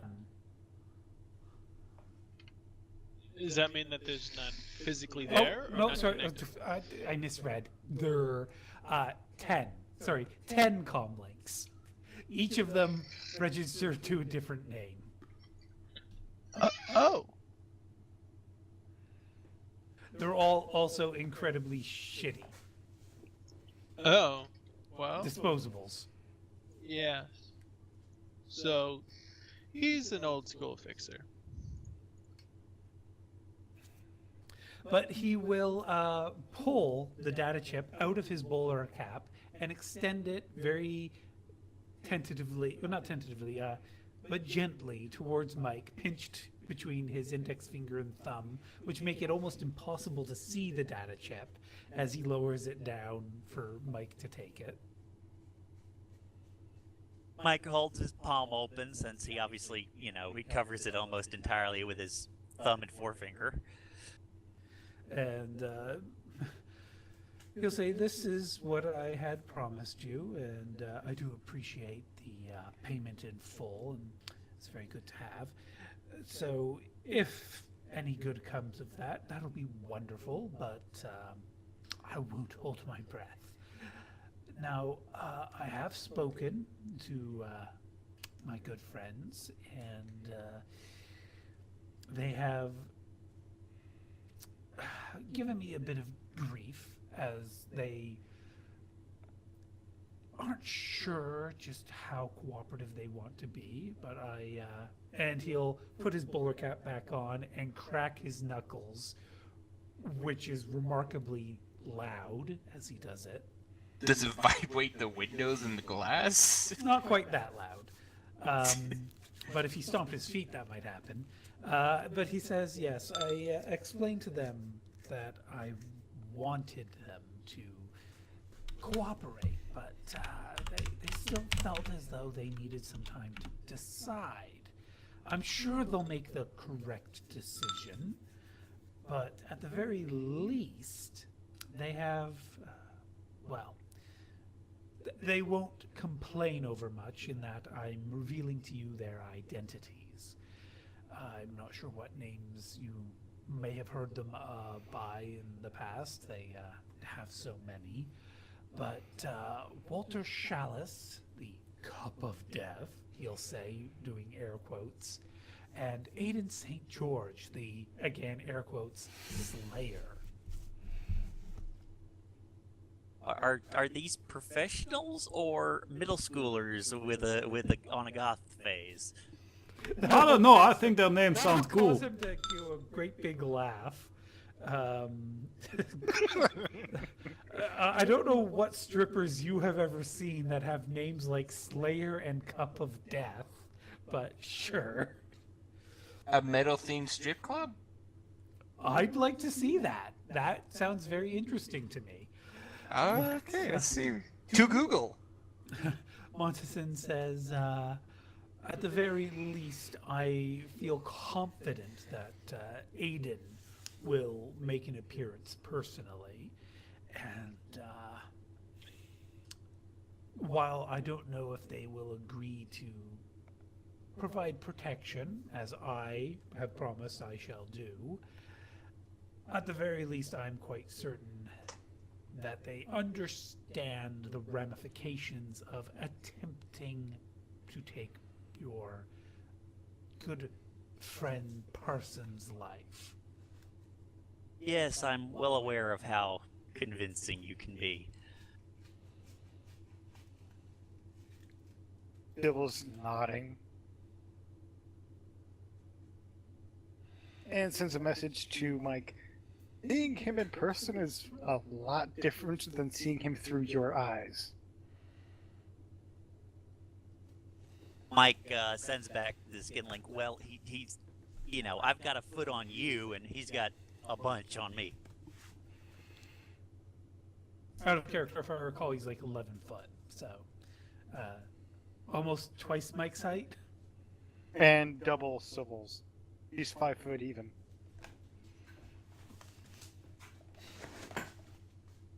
Yeah, So at least basically, if Whiskey's Sybil horns stood on come my up to his shoulders, she'd be able to look him in the eyes. And I said, at least Whiskey's horns come up to his shoulders.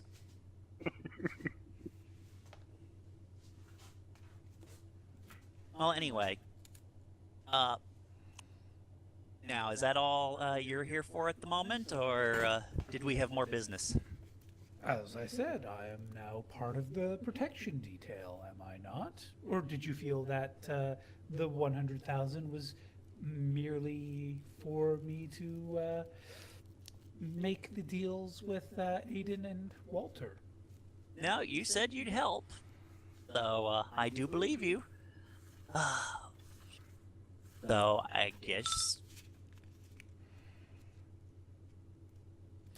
Grim sends the text message, all caps, very furiously typed, "Don't fuck this up, holy shit, I want this big guy on our side."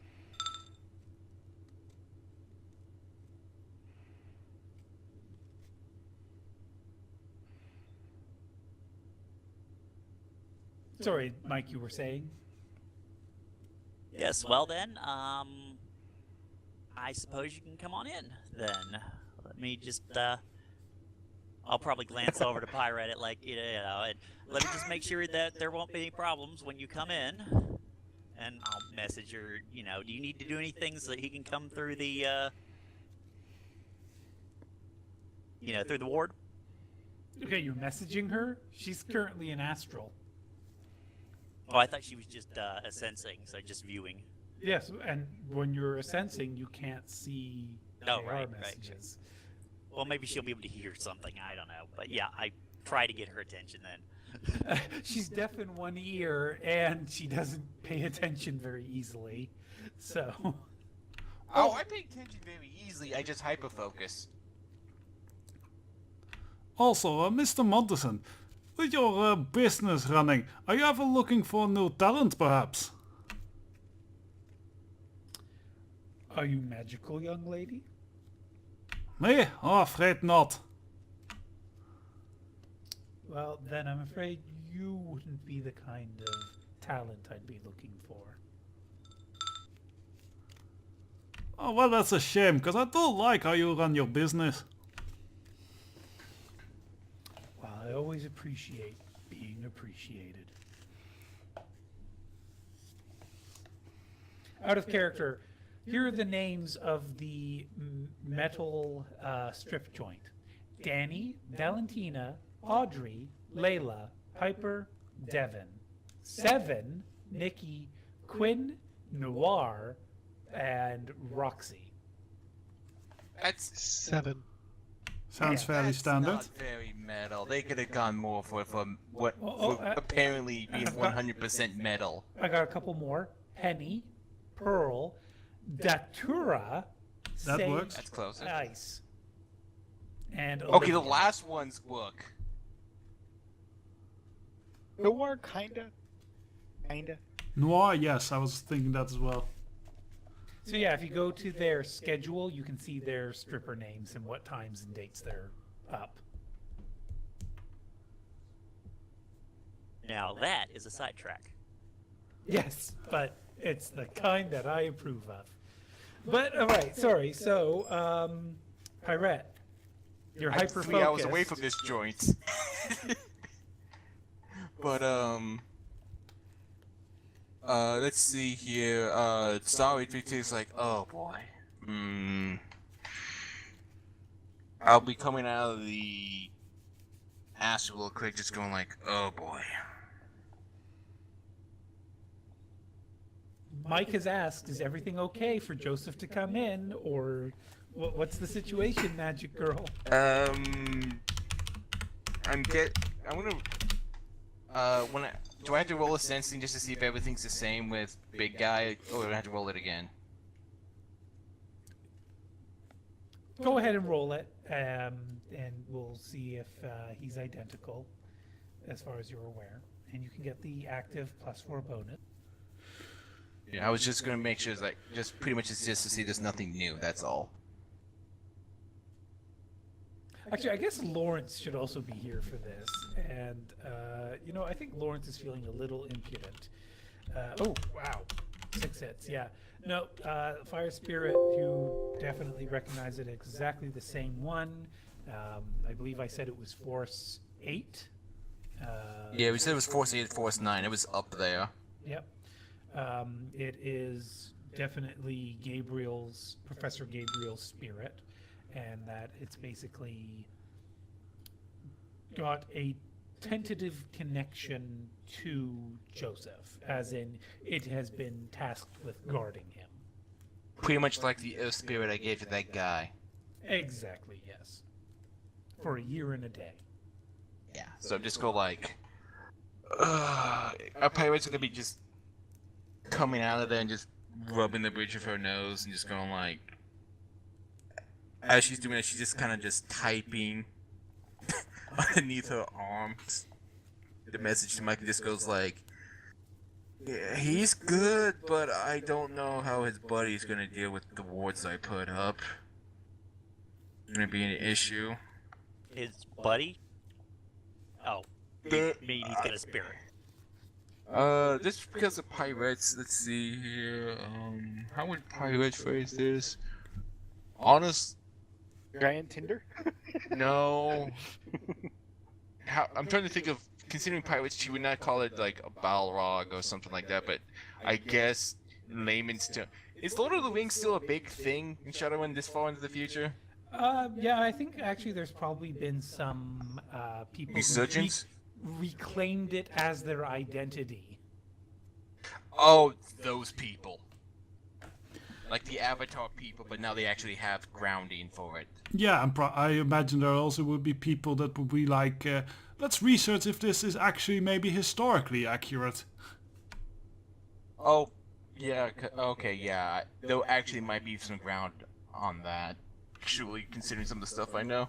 But yeah, West End, just you say West End Mike, big fiery Balrog in layman terms. A powerful one, too. All right, is it going to be a problem for us? Unless we get aggressive and he defends himself or he attacks us, not with what I'm detecting what its purpose is for. So, can you let it pass through the wards, or? Yeah, I was about to ask about a character. Can I just like, is it gonna be like something like a toll booth where like just stamp his visa and he can come through? If I recall correctly, you may indeed allow. I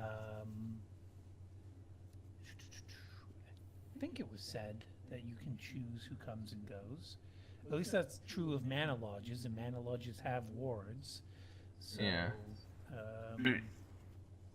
I'm going to say yes for now, and if we learn later that it's a no, I apologize. And That's fine. We'll just go over it for now, and we can just do something about like it. Just kind of just forced its way through. yes, but that would destroy just the can't- ward as well. I can always put it up again. Yeah, but it costs time and energy. So Effort. Yeah. yeah, but We'll get to that when we look at this later, because I'll look at this after we're done tonight, just to double check. But yeah, so yeah, I'll just stamp his visa and let him through, kind of deal. No, just like pirate would definitely like, while she gives clearly room for Joseph to walk by, you would see she gets out of her way even more as soon as she lets something that's not Joseph get by as well. I'm sorry, I can't run that latest. Oh my god,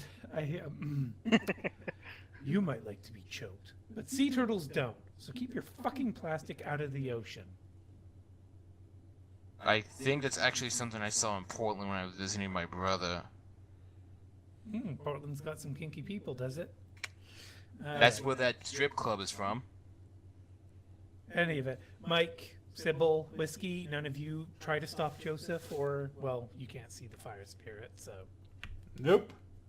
Double moves out of the way, trying to, still holding Mike's hand as she walks away. Out of the way. Mike? No, of course not. He's here. You know, I'm sure he's working an angle, but I do trust him to make his word. So yeah, I'll make introductions with Lawrence. Take it this way then.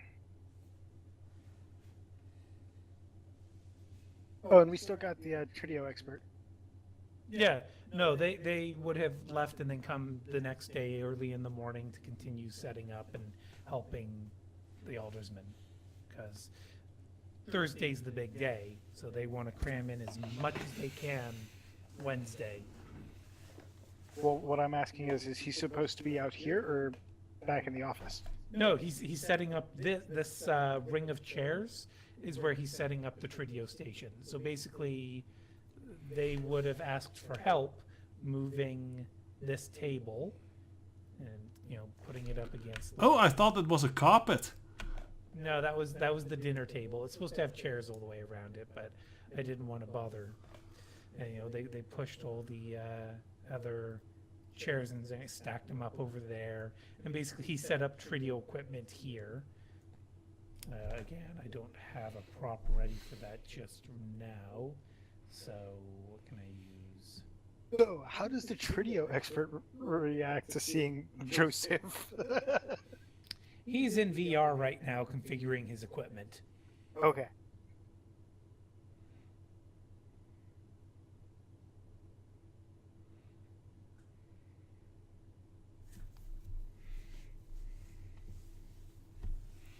But yes, so Lawrence, this is Mr. Montison. He'll be joining us for the last few days of this protection detail. Lawrence says, "Fucking huge, man. Good to meet you." And he very nervously extends a hand for shaking up towards Joseph, who just kind of pinches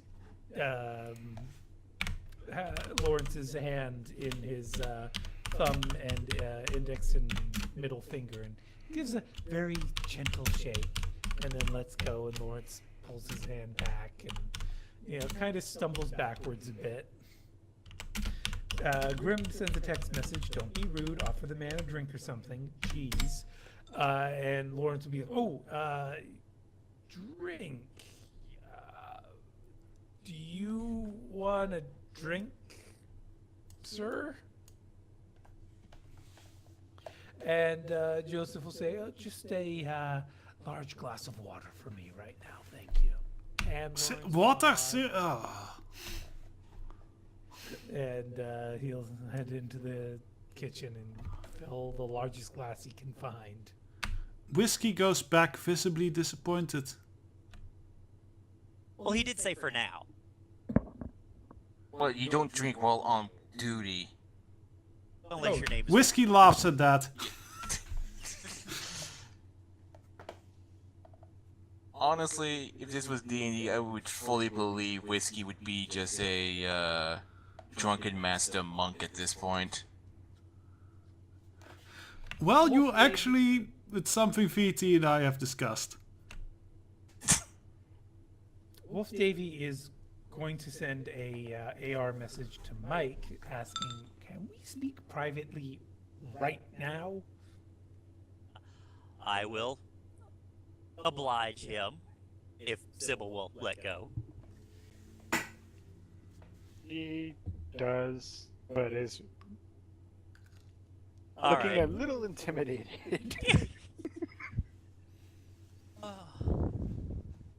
So, And Wolf Davy will make sure his door is closed before he's like, "What in the fuck is that?" that is Mr. Montison, who will be aiding us in protecting Mr. Parsons for these next few days. Is he like a giant android? Out of character, did we in character figure out that he was probably a gene tweaked Yes, giant? Highway when she ascends him back at the docks. He's All right, he's a giant who's had. We don't know in character. We don't know. I was not able to tell what kind of work he's had done, but I definitely could tell he had work done. And common sense suggests he got rid of his bark-like skin. At No. least. Though no, he is he's a giant who has had some cosmetic alterations done, so he looks a little more human, and he happens to not only bring his imposing physical size, but also knowledge of some of the people who were hired to try and take Mr. Parsons' life. So, Judge intention roll, please.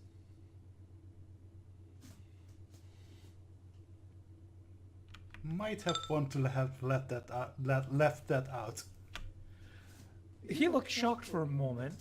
He takes a moment to get his expression back under control, and he says, "Sorry, run by me again? Just that last part?" He works at a deli.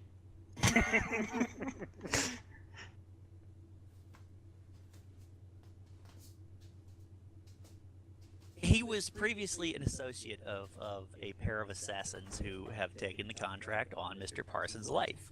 Thence, he knows how they work and knows what their abilities, combined with, again, his rather impressive physical abilities. At this point, Wolf Davies waving his hands, telling you to stop, stop, stop, stop, stop. You brought one of the assassins here, and you're saying, "Oh, he's gonna help us." Is that No. No, he is not an assassin. Sorry, an associate of the assassins? If you know who's going to do, like, why aren't you out there stopping whoever this is, like, rather than bringing more people here? Those aren't mutually exclusive. Who else do you have on your team that I haven't met? I think. Nope, this is it.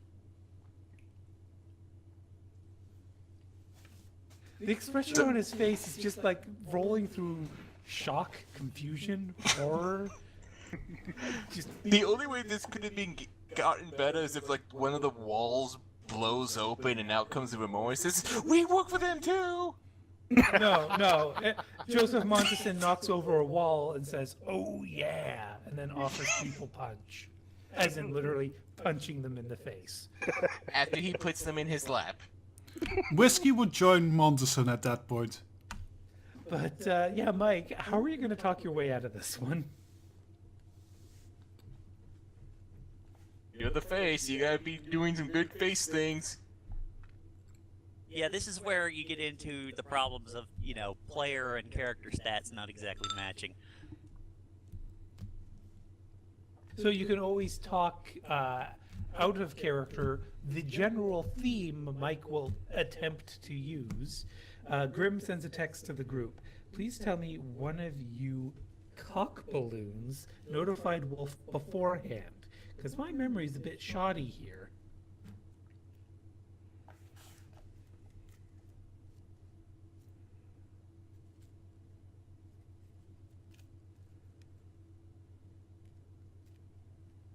So, Mike, how do you want to handle this with Wolf?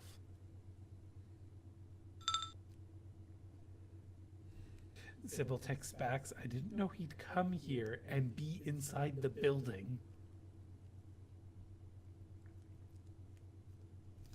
Basically, that, first of all, we paid him. And secondly, he has a reputation for being very...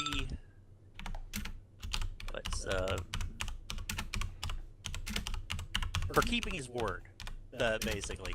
I couldn't figure out a better way to put that. Honor among thieves, or in this case, assassins. Is that it? More like his particular line of work, he's only as good as his word. If he becomes a liar, he also becomes unemployed. And frankly, would you rather have him on the other side? I really rather...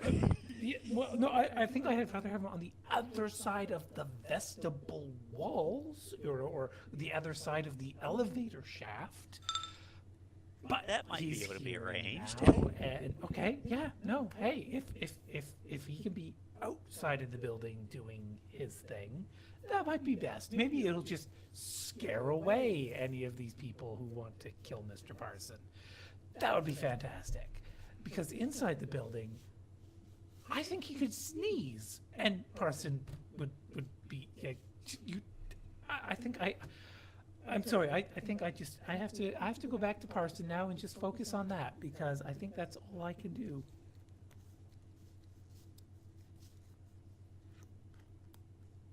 I'm sorry that we didn't anticipate that this would be as big an issue, but I'm sure I can find something useful for Mr. Monteson to do that's perhaps a little bit farther away from Mr. Parsons. Okay. Okay, just give me a moment, please. And he'll just open the door to his room and kind of motion for you to step out. And he says, "I'll collect myself and I'll be right out, and I'll say hello to your new, your latest addition to the security here. And then I'm going to go back and I'm going to work with Parson on the debate. Sounds like a plan. All right, so you've got a minute or two to make some arrangements out here before Wolf Davy comes back out.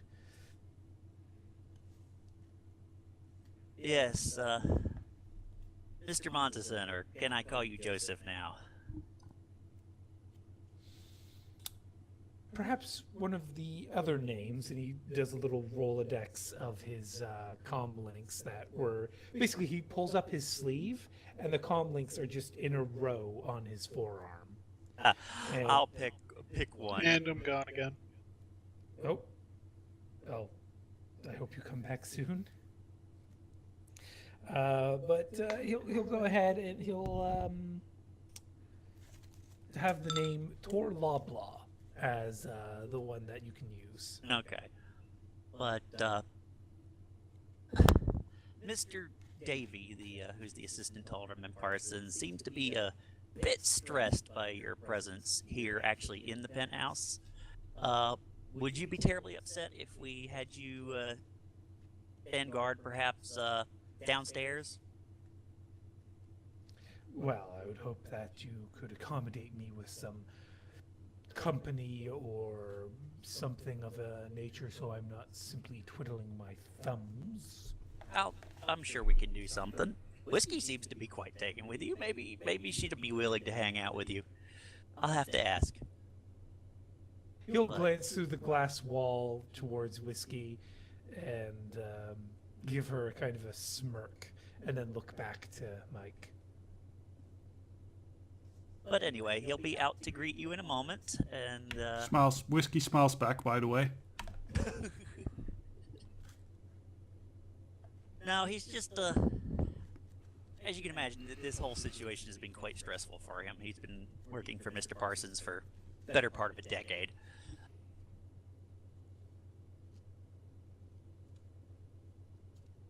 Yes, well, this is all quite irregular. I mean, I can't say that I've ever been on the other side of one of these operations before. Well, should be a learning experience all around. And he'll point to Mike and give that kind of a smile nod and say, exactly what I was thinking.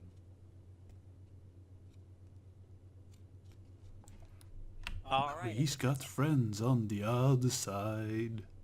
I think that's about all Mike has for the moment. All right, Wolf Davy will come up and give a slight nod of his head to Joseph and say, a pleasure to meet you, sir. And even though you gave a different name earlier, Mike, Joseph Monston will, take his hat off slightly and say, Tor Loblaw at your service, sir. I understand I'll be keeping guard downstairs in the lobby. And Wolf will give a slight nod. And again, I don't like doing situations like this, but I don't want to go sorting through everybody's character sheet. So, visual perception roll, folks, who are able to witness this. And I suppose, Prodigy, are you still disconnected, or are you? I'm here again. Sorry, you what? Visual perception. I am here. Gonna. Sorry. No, you mean in the thing. In No. Map Tool. Okay. So, Grim, are you watching this through VR? Or, sorry, AR? Okay. So, what is the response of your comlink? 7. No, of Grim's comlink. So is this active or just passive? Well, are you actively watching this situation unfold? Between the three of them over there? I'm probably looking on, but I'm also probably keeping an eye on everything else. Oh, shit. Sorry, I've got to go. Have a It'll be good night, passive. everybody. Alright, so I guess we're User up in your in here. channel stopped recording. User disconnected from your channel. I would say that would be the yes. We will pause it here and pick up